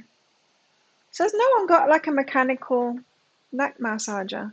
I don't really want a handheld thing. That's another thing as well, is because if I'm using my arms, even with one of those Q flexes, I'm using my muscles to do it, and it's interesting, right? I watched who was it? Was it a cardiologist or a personal trainer? I don't know. It's one of the two. Talking about what not to do, what exercises not to do when you've got high blood pressure, weight training specifically, and it's like, don't do this one with weights. With weights, I can do it without weights, but don't do this one. It's like, oh, why? Because of this. That's why. Putting even more pressure on it. I probably shouldn't have um, my massage person standing on my legs. She stands on my legs, or like the tops at the top here and the back, for a minute. She shouldn't be doing that with me having high blood pressure. Yeah, I'll have to stop that. But that used to be so painful when she started doing it. Now it's not. Now she can stand there, and I'm like, I'm good. Takes a while for my blood to get through, and then my toes are tingling by the end of it. Yeah, we need to stop doing that. Mm.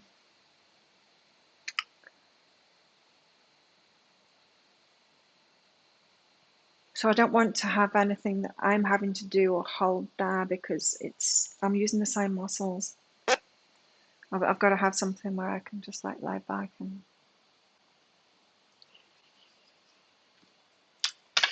Marie, anyway, let's get to you. General for you. Thanks for your donation, Marie. Yeah. Oh, talking of magnesium taurate, coming from America. I've just got an email from them, and I don't know what it says because it's all in Thai. It says, "Can, core, core." This is me reading Thai. Core D. Okay. Core D. What does that mean? Good. Good. You haven't found one that you have to hold. So Beth, I'll let you know. I'll let you all know when I find one, right? I have like a cushion that has rollers and heat. I think this. You have a C4 injury and it's good. Right, Marie, yeah. Can you send me a link to that one that you've got or stuff? Like my British accents do. It's changed a lot. I had a near Blackpool accent, but then I moved to Australia, so my accent isn't the same. Anyway, core fa sa di do. Okay. I'll find out what that is later. Chicago. I've got a hybrid accent between English, Northwest English, and Australian. I settle between the two.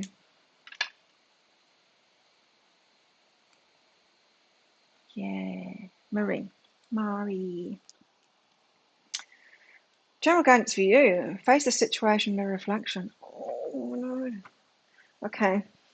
Brace yourself, Marie. So, something that you're seeing in someone else is something that you've got in you. And so, you know how when they say, like, if you point the finger at someone else, you've got 3 fingers pointing back at you. It's not always the case. Like we can point things out in other people that we don't have in ourselves. But generally, if something's bugging you about someone else, you've got it in you, or at least you had it in you, and you've not forgiven yourself for that. So face the situation, mirror reflection. Someone's a mirror reflection, and you don't want them to be. You don't want to admit that it's shadow work. It's shadow work time for you, Marie. Tell us more about what this is. Ah, damn it. You're getting guidance about it. To face the situation. That's 2 faces situations. You're not going to get away from this lesson. It's going to be shown to you and over and over again. So yeah, when we have an emotional reaction to what other people are doing, that is showing us that we've got an issue within ourselves, right? That specific thing. You need to face it. Mary, you need to face that thing. It's not telling me what it is though. But the guidance card has come out saying you've already got guidance about this. You've been shown it. It's right in front of your face. So we've got to notice when we're having emotional reactions to stuff and address that. It's not about trying to push that emotional reaction down. And it's definitely not about making ourselves wrong to have that emotional reaction. It's just going, oh, how interesting. I'm having an emotional reaction to this. That person, that thing in that person is triggering me. It must mean I've got it inside of me. And I don't want to admit that because I really don't like it in them. And I want to pretend that I don't have it in me, but I must. Because if I saw it in them and it wasn't in me, I wouldn't emotionally react to it. I'd notice it, but I wouldn't emotionally react to it. Right, yeah. Let's find one back. Thank you.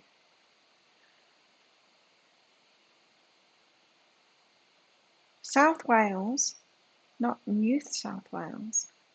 Hello, Love 49. Okay, Deepta, thanks for your donation again. Oh, for sure. I mean, are you making any progress at all and headed in the right track? Absolutely. Yeah, you are. So, guidance for work. In all of it, you know, in all of it. The six of crop, crop. I'm reading tag again. Oh, I can't remember where that letter is. Crop.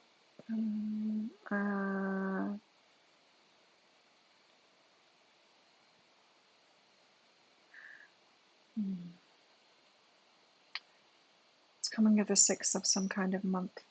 I can't tell what month it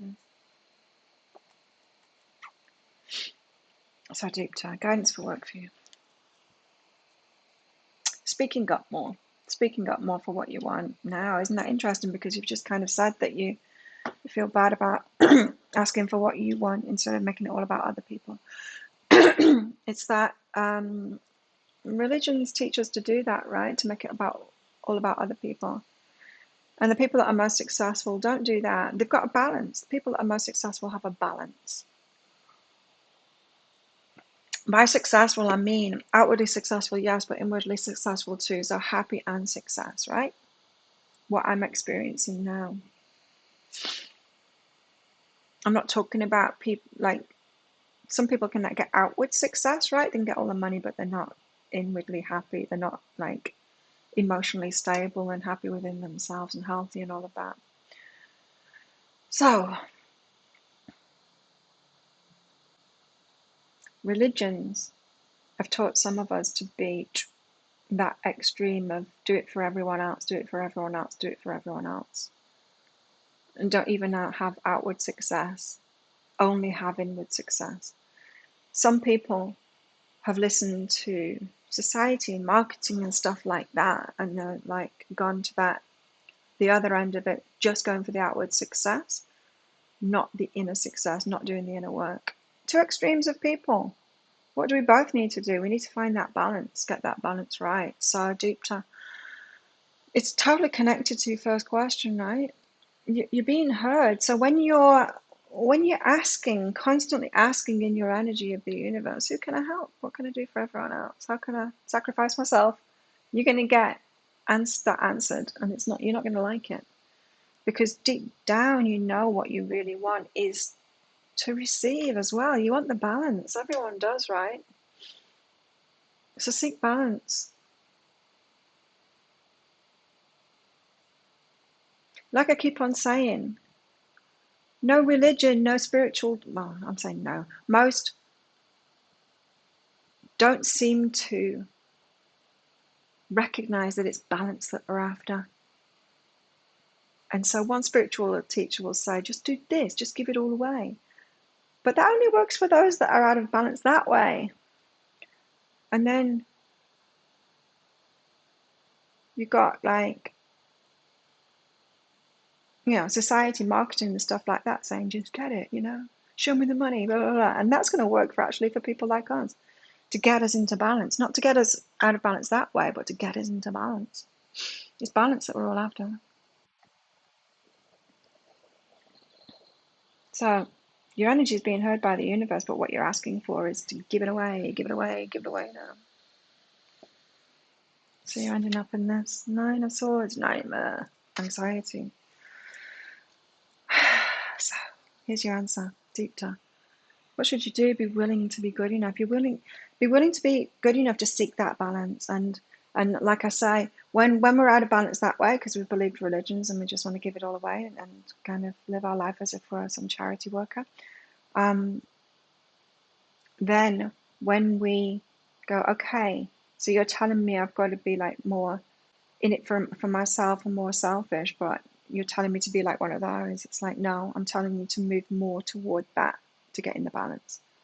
I would tell them if they would never come to me for advice, but I would tell them if they did to give more away. Those people never come to me. Those people never come to me, right? So yeah, I'm talking to these people here. I know because I was one of those people. In my 20s, I was one of those people. Yeah, I got the outward success and I wasn't happy, and I recognized that and I gave it all away. And then it was on the spiritual quest and it went boom. I went like that. And I'm like, oh shit, how come I've got no money? Seriously, I went from having a lot of money. I had a house. I bought it for £75,000. God, that's so cheap, isn't it? Oh my God. And then I had it for what? Guy Pie was about 4. Yeah, it was 4 because we were starting school, and that's why I wanted to buy a house. So I was in the right area for the right school. 4, 5, 6, 7, it's probably about 8. 4 years. I had it 3 or 4 years. And then it was worth £250,000 because I put a lot into it. I mean, probably about £40,000. And a lot of my time and effort and creativity and all of that. I renovated the place, had builders and electrician. I just gutted the place and made it amazing. I had a lot of money. Did that bit. And then it's like, oh God, I feel so empty. There must be more to life than this. And then I went, oh! That's what we do, right? Roller coaster it. Balance. Allow yourself to have that balance. Deep dive. Thanks for your donation. And don't stop yourself because you think you're going to be one of those selfish people, because you're not.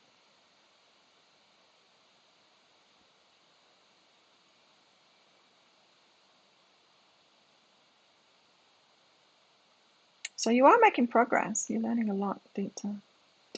Steve. I'll have a few cards. 57 years young. Taurus Sun. Me too. Pisces Moon. Oh, not me. And Virgo Rising. Pisces Moon. It's a bit intense, isn't it?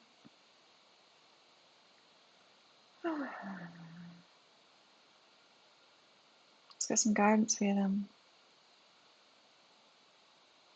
You've been doing for so long with your family, doing for others, never realised I've been short-handed towards myself. Yep. Never received. Yeah. So I talked about it a bit today in the energy update, saying that's all well and good for like women, even 50 years ago, really.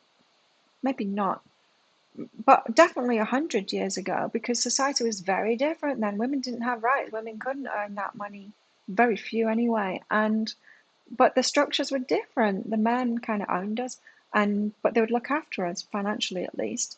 I mean, it wasn't ideal, but the women were in that caregiver kind of role, doing it for free, it appears. But we have not even given that role up yet, a lot of us anyway. We've got to, and the men have got to step up into the woman's role, into that role.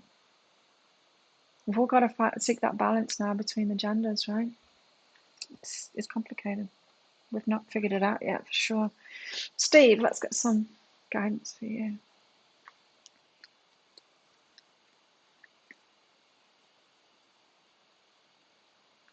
Okay. You've got overwhelming and be firmer here.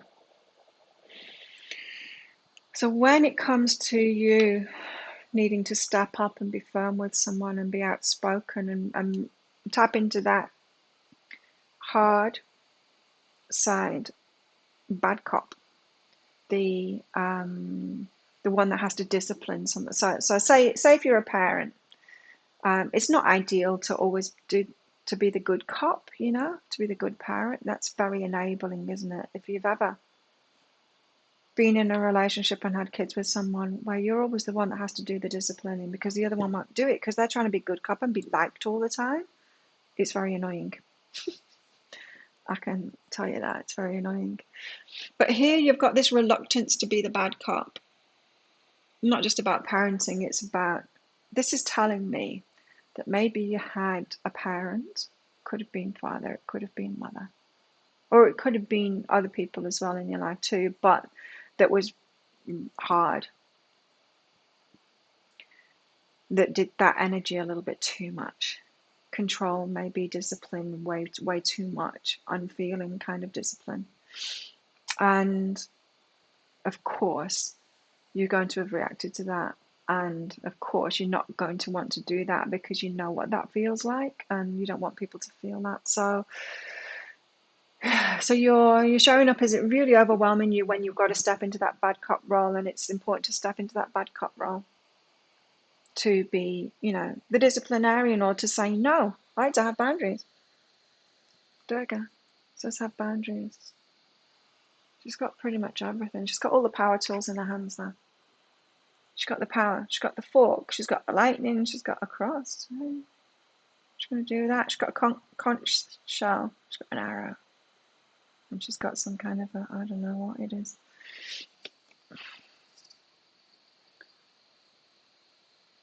We've got to be okay about stepping into that Queen of Swords energy, right? And having boundaries and being strong and being the disciplinarian sometimes when it's called for. It's beyond denying, I know, but I know what you're talking about there.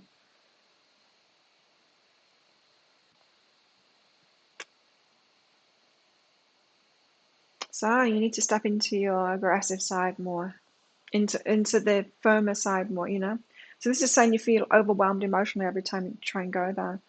It could be why you're bored. So that it's not just about parenting or relationships that would cause you to not want to set goals for yourself. It's like not wanting to get into that firm, determined kind of an energy. It's kind of what I was talking about with Deepta. It's that same kind of sliding scale. We've got this sliding scale with everything, right? And balance is always the answer. So you've got this hardness, unfeeling, like toxic masculine kind of an energy. And then you got fluffy, love and light, feminine energy, extremes. Neither of them good. Got to find that balance in the middle. So there's some healing to do for you, Steve, to be able to step into that more determined kind of, I'm going to do this. And it not make you think that you're turning into that person from your past that is cold and heartless. And you pretty much got the same advice as Deepta, but it's about something else. It's just a little bit of a tweak. You're resisting it, but you've got to be okay about it. You're resisting stepping into that energy, the go-getter, the king of wands, yeah? You're resisting that energy, but you've got to step into it. So be okay about it. You just got to be okay about it first. It's exactly what I said to Deepta about all of that stuff. You've raised 4 kids, now 8.5. How do you have half a grand? How do you have half a grandkid? Like slicing in half.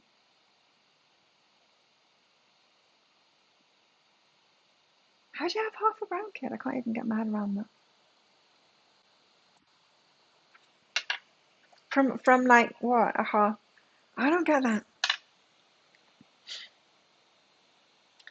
I'm just going to read some things. Parodies, absolutely. And just as you think you know something, you're showing that you're the opposite too. You're showing the opposite exists too, right? Oh. Then you give and give. I'm just reading through your reactions to what I was just saying before. Oh yes, thanks Timothy. If you haven't hit the like please. It helps out my YouTube channel. Thank you.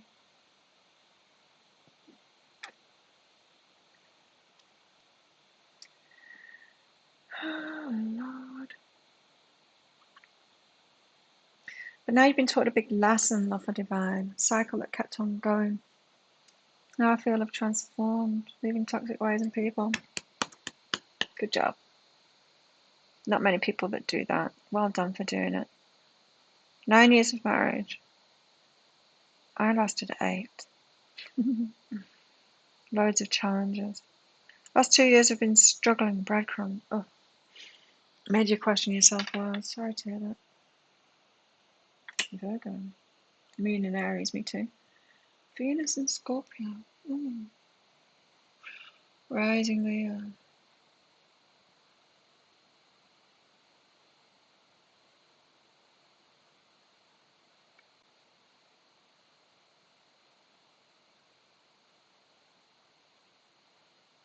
Sandy, you needed a major tower moment to leave. It's hard, isn't it, when you're married, and when you've got kids? Yeah, you've got to think about it. You've got to put up with it for even longer, right? We do. We put up for it even longer.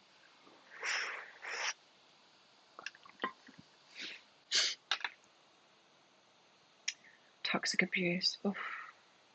It's heavy, isn't it? This is what we're healing at the moment. This is what it's all sad burdens from the past.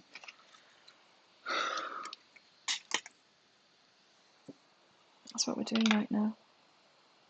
You too.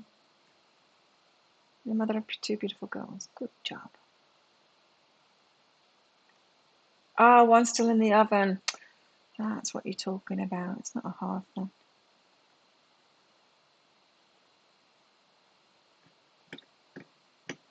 Life's been crazy since you left, but it's still happier. Karma. Yeah. When we're with abusers or narcissists or anything like that, it's hard to get over it. It is. It's really hard to get over it. Like I was talking on it last time. I had a 1 year relationship with a what do you call him? Grandiose narcissist. Holy crap! And I was aware through all of it, and I was trying to manage it and all of that. You know, I was aware of myself and of him, and would talk to him on the things as well.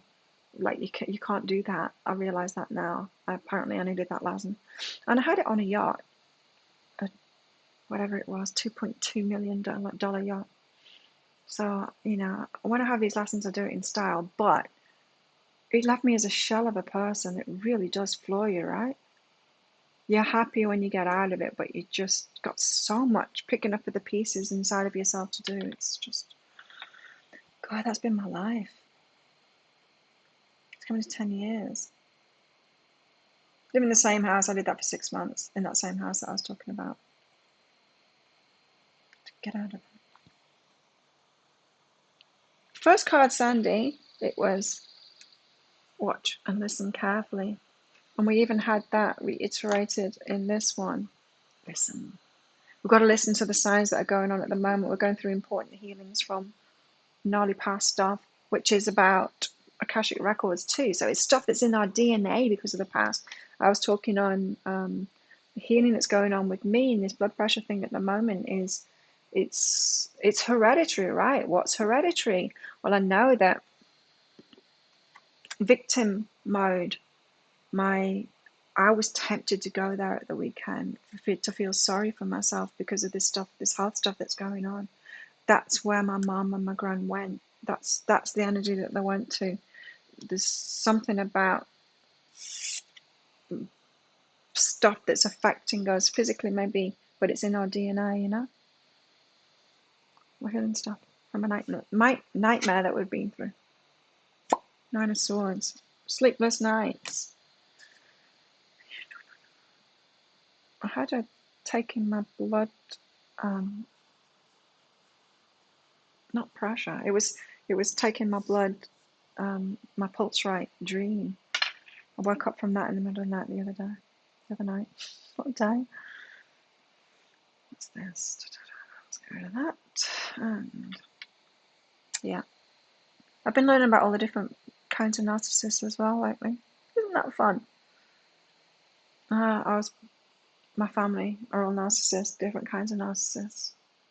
Yay!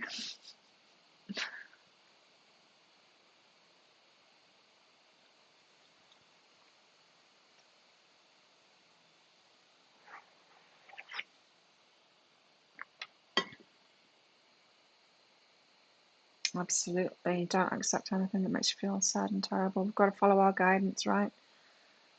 And anything that makes us feel bad, it's like guidance, it's strong guidance.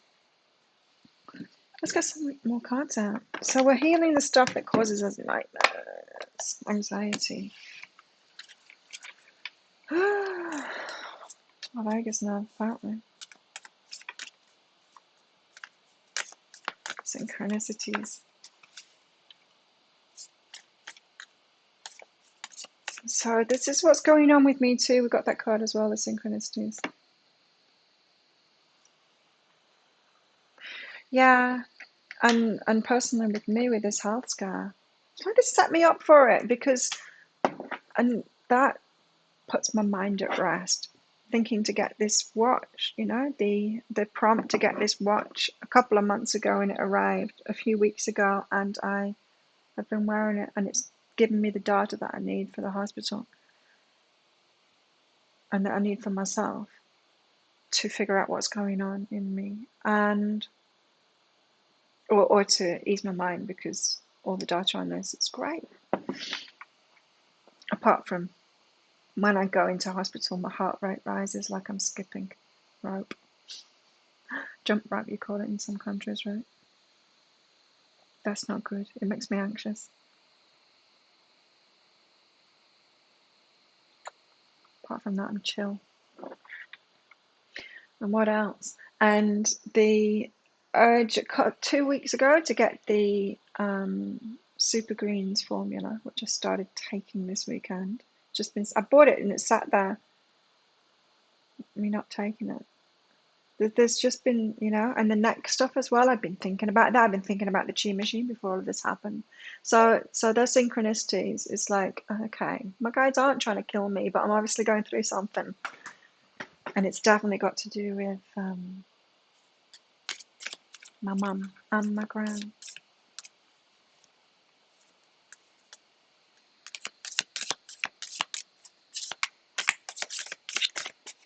Because my gran had a stroke when my mum was at school still. So she must have been in like her 40s. Because my mum was very angry about it, probably still is, had to leave school to look after her mum. She missed out on so much.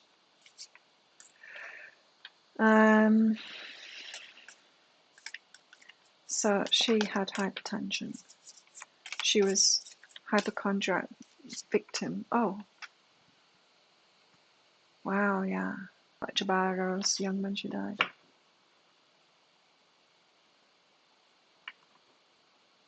But yeah, victim. Alcoholic husband. Granddad alcoholic.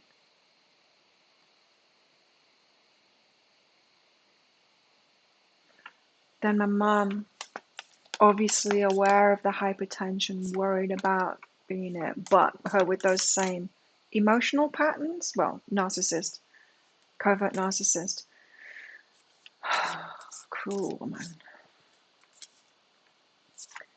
But very much a victim mentality, the same as a mum, and hypochondriac.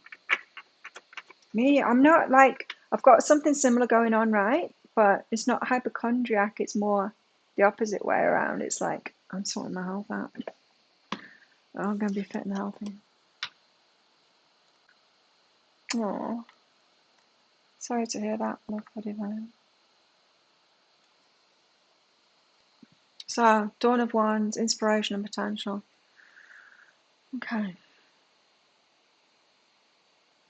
We're headed into good things, we are. Do we know now why we're getting these carrots and stuff? It's moving us forward, and we're going through another round of healing and inspiration and potential, so we can reach this. We do have like good starts coming, like Ace of Wands here, like exciting starts, but there's still stuff to let go of, and it's deep stuff now from the past to let go of, like deep. Oh, I've been going for more than 2 hours.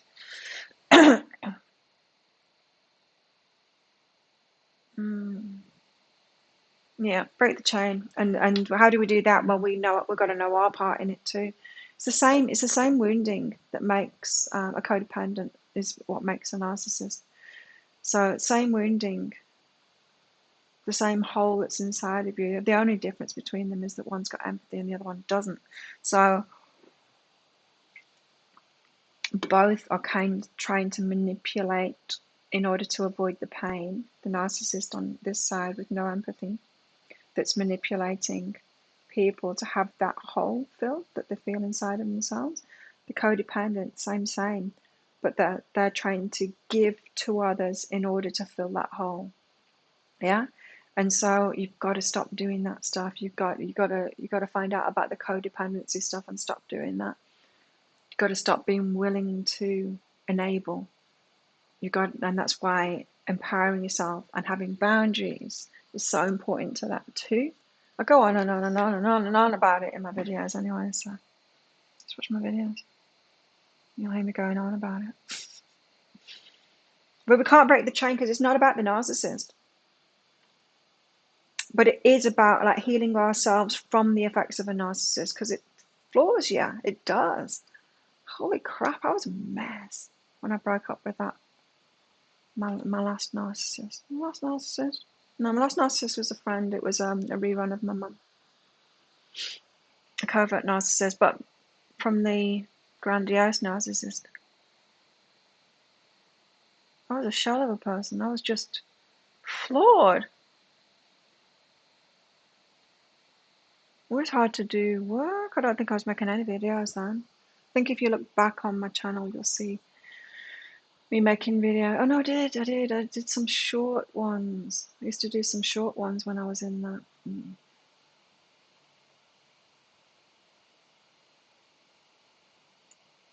I'm Kaczan getting told nothing's wrong. Eventually, doctor checked. She's had heart attacks. Wow, crazy.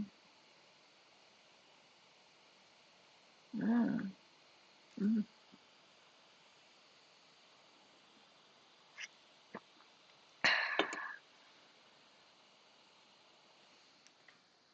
The chicken catch is here. Do you want me to keep on going? I'm happy to keep on going if you want to talk more. Hello.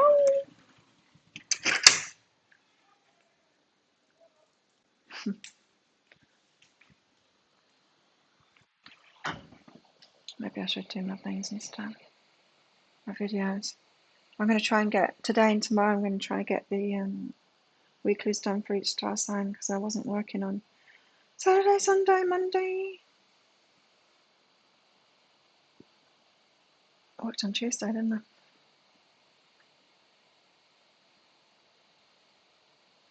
Holy crap. Really, Sandy? You went straight back there. Oh, went back into coping mechanism, yeah. What's practiced, right? We've practiced it.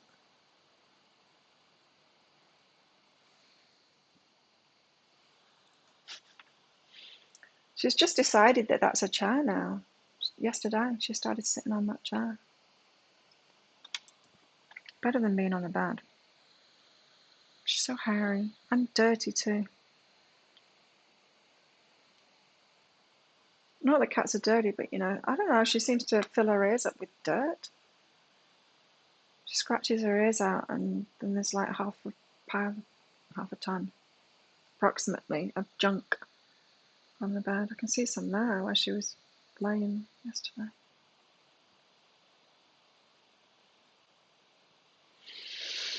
Yeah, so Sandy, I went into looking back at that relationship that I was in, that 1 year relationship on the yacht. I went into that to prove to myself that I was empowered then, that I would speak out and that I'd be on top of it and that I wouldn't fall into victim mode, right? And that was true, but I still couldn't deal with it. And I see that no one can deal with it too. I've been watching oh God, why can I never remember her name? Dr. The one that talks all about narcissists. Doctor, what's her name? That lady. Hang on, I need to find out. She's bugging me.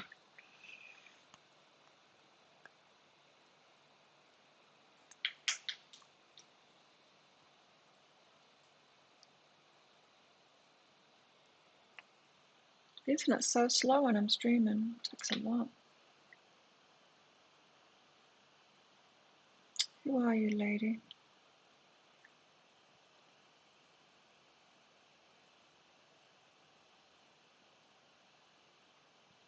Oh, am I not subscribed to her?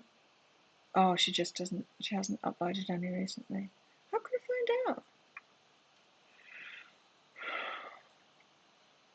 is she? Where is she? Oh. There she is, Dr. Romani. 5 love languages, narcissism, manipulation. Check her out, Dr. Romani. It's DoctorRamani.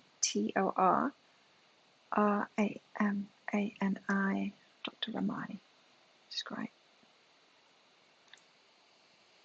But yeah, I mean, she says like, you can't win. You can't teach them. You can't fix it. You can't fix yourself enough to be able to handle that situation. You just need to recognize it and get out. Recognize it sooner before you get into a relationship with them. Get out. Yes, Ramadi, thanks. Totally. Spray your ears with hydrogen peroxide. Yeah? She'll stop filling them up with junk.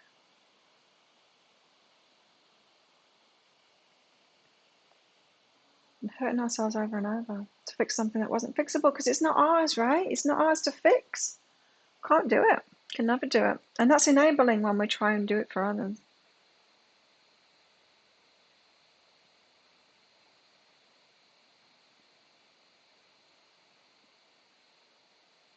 And with me, you know, like with me and my mom, and I've kept on recreating mom and me in female friendships.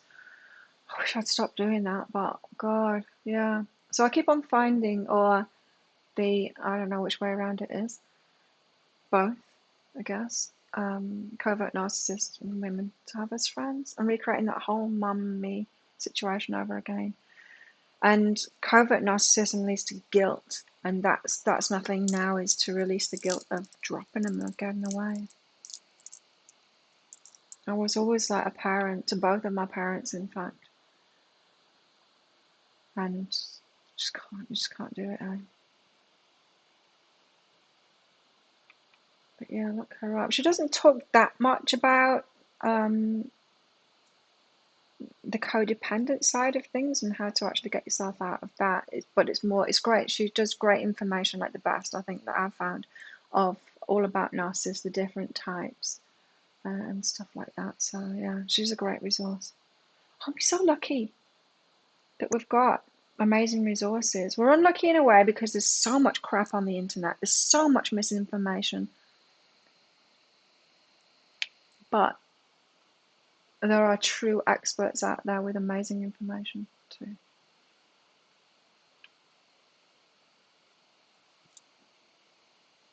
It's everywhere. It's everywhere, love for divine. It's everywhere. There's so many of them. That Dr. Romani, she reckons that it's 30% narcissists, because there's like pretty much everyone's wounded. There's hardly anyone that's healed. And like the more I'm learning about this and I'm noticing, and the more I'm picking it up, and it's just like the human race is fucked because we're wounded and we're having children. We can only have children when we're younger. And so we're passing it on each time, and we're creating more of them, more codependents and more narcissists, because a codependent parent will create a narcissist as well. By overprotection, by over-coddling and all of that, by trying to give the kid what they didn't have. So, you know, that whole enabling the kid.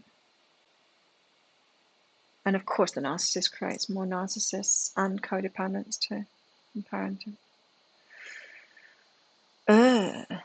Yeah, she's good. I like her.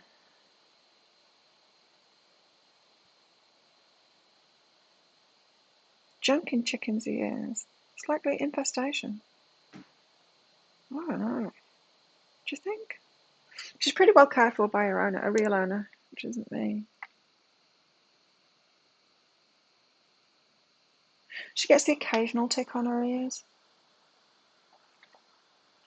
which I pull off. Yeah, she's pretty well cared for. They all are here. The owners, they love animals. Got so many cats here. Chicken hates them all. She can barely tolerate the 2 little kittens, the black ones that you might have seen in my videos. She can just about tolerate them being around her, but she just fights with the rest of them. She hates them. Her face changes. She'll be like, you think it's mates? Ah. Yeah, we either recreate the same garbage or we do the opposite. It's not really opposite though, it's the same wound. The wounded people wound people, right?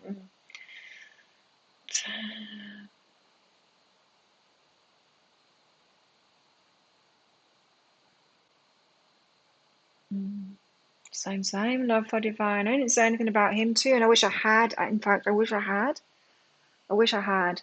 Looking back, I shouldn't have stayed silent. That was another part of the wounding too, of not standing up and not having clearer boundaries and not, yeah, took the blows of that.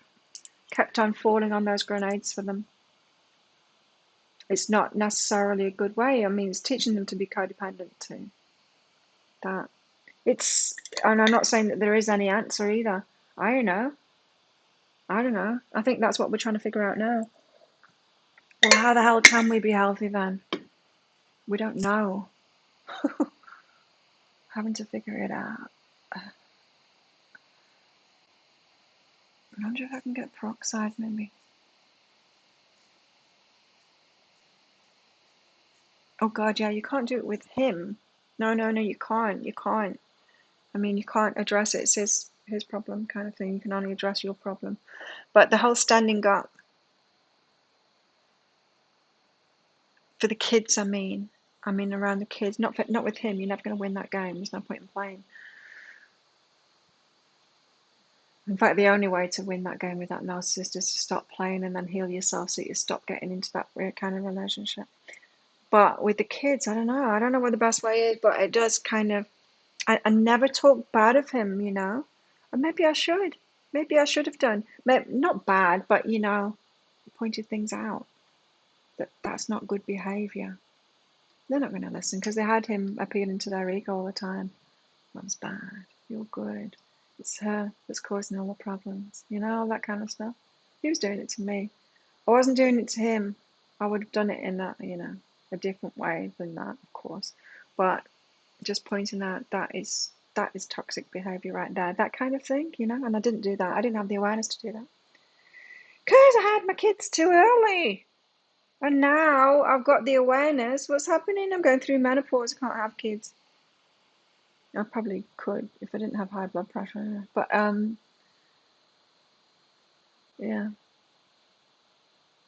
it's a flaw in the design. By the time we're healed, I can't have kids anymore. We taught them coping skills and therapy. Good. That's good, Mandy. Good to hear that. Good job for doing that. Yeah, therapy is just so good for that kind of stuff. Same. I had a counsellor. That taught me how to cope and how to deal with my family. So yeah, it was good. Yeah, the kids see it being modelled, right? Yeah.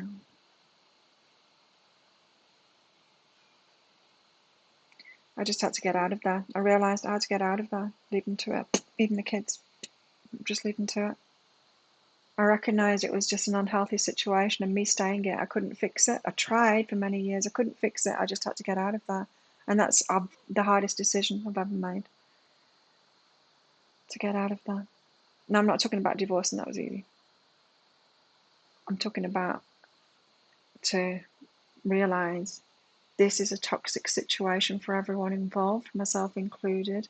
I have to save myself and show them the way and remove myself from this situation. So I've been, and my son, I was like, lost contact with them all.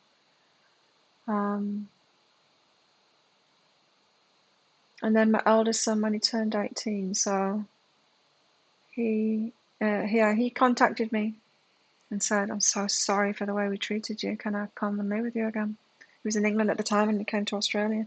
So yeah, of course, came to Australia and yeah, and it was good for a while. He did try and fix it though. I taught him to be a codependent. He did try and fix it, and that what couldn't be fixed with me and the other kids with me and Max.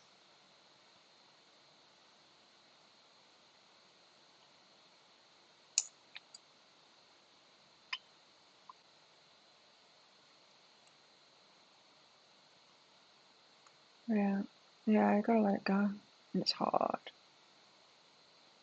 But all I tell myself is, look, I see the benefit of everything that I've been through. For sure, it's made me who I am. It's made me be able to do this work right from the outset. You know, I was abused from being born, so um, right from the outset, it caused me to develop my gift because I had to um, withdraw. It's that whole, I don't know what you call it, when you're being abused and you withdraw into yourself. You let them do it to your body, you know, but you shut down, you just withdraw. And it was that very thing, which was like meditation, that actually got me to develop my skills. And it was like angels, is what I called them at the time, these beings that were helping me. It's how I developed this skill. So I see the benefit in that, of course. I see the benefit in me having gone through so much. It's made me strong. It's made me a good person. Never would have had that without those challenges. So I get it. And then realizing my kids, of course, made that same decision on the spiritual level, on a spirit's level, on a higher self level, to go through that. And it's like, okay, so what is the best that I can do now? It's to be an example to them and show them how to break free of that, the same thing that they put themselves in. It's not exactly the same thing that they've put themselves in, but it's similar, you know. And realizing, okay, I already did that. They're going to be strong from it, and all the best I can do is be an example, show them how to get out of that. And if they watch me,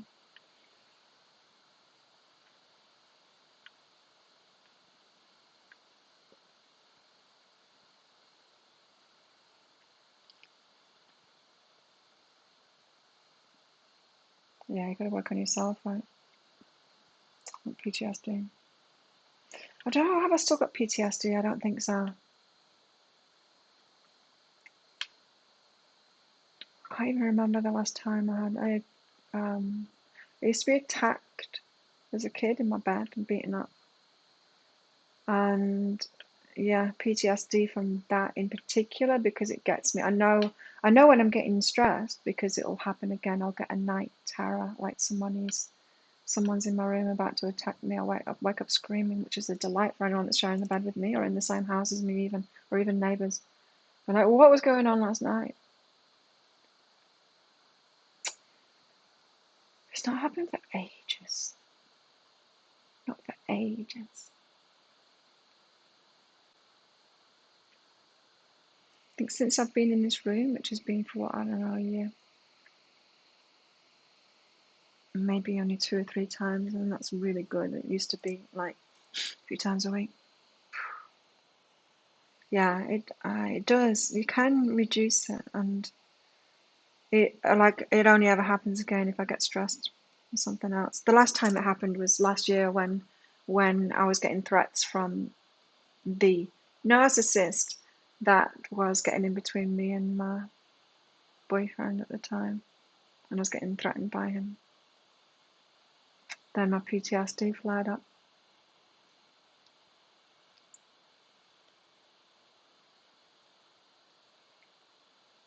It's hardwired. It's hardwired into us, right? The nervous system reactions to stuff, especially when you've been abused or been around a narcissist from an early age. It's hardwired, and it's so. I mean, of course, if you're in a room with a scary tiger, you're never going to be able to get over that, right?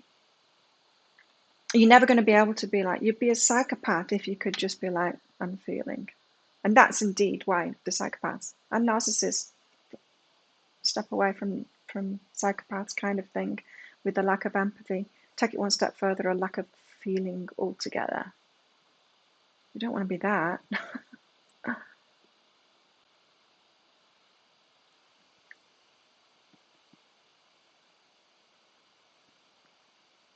Yeah, I've got to learn how to self-soothe. And a lot of, a lot of it, some of it is about changing our minds about things and that kind of healing, you know, seeing things from a higher perspective of reframing things. And some of it is like changing our behavior so that we're empowered, so that we can take care of ourselves, so that we're like, we know, given any situation, who's going to win in the fight? Me. If someone did try and beat me up in my bed, if they woke me up, and that's what I noticed is that probably about 3 years ago, when I got into Muay Thai, which was really when my empowerment kicked in. I would wake up from those PTSD dreams, and I would be sitting, and I would be punching the image of that person that was apparently coming in to attack me, and it's like how far I've come, because I am not being attacked anymore. I'm not the victim anymore. Even in that state, I'm sitting bolt upright in my bed and I'm going for them. I'm going to win that fight. So yeah, some of it is about empowerment for sure, right? And for sure, all the more reason that we've got to be okay about heading, like, stop being so soft and love and light, and let's just let them punch us continuously and head more toward being balanced, you know. Oh, I didn't see those messages. Anyway, I need a wee. So let's do this all over again tomorrow. Let's do it tomorrow, yeah. Maybe we'll keep on going today. I've got some videos to make. I might just do 6 of them today, the next week's stuff. Thanks everyone for coming along. Thanks for your donations. Thanks for your present. Thanks for looking after me. Thanks for supporting my YouTube channel. And don't forget, if you're not in there already, come along. Facebook group, Psychic Cafe, no muggles allowed. Come along. It's a closed group, so other people won't see it, and we just stay in touch in there and talk about stuff like this. Victim no more. Woo! Iodine.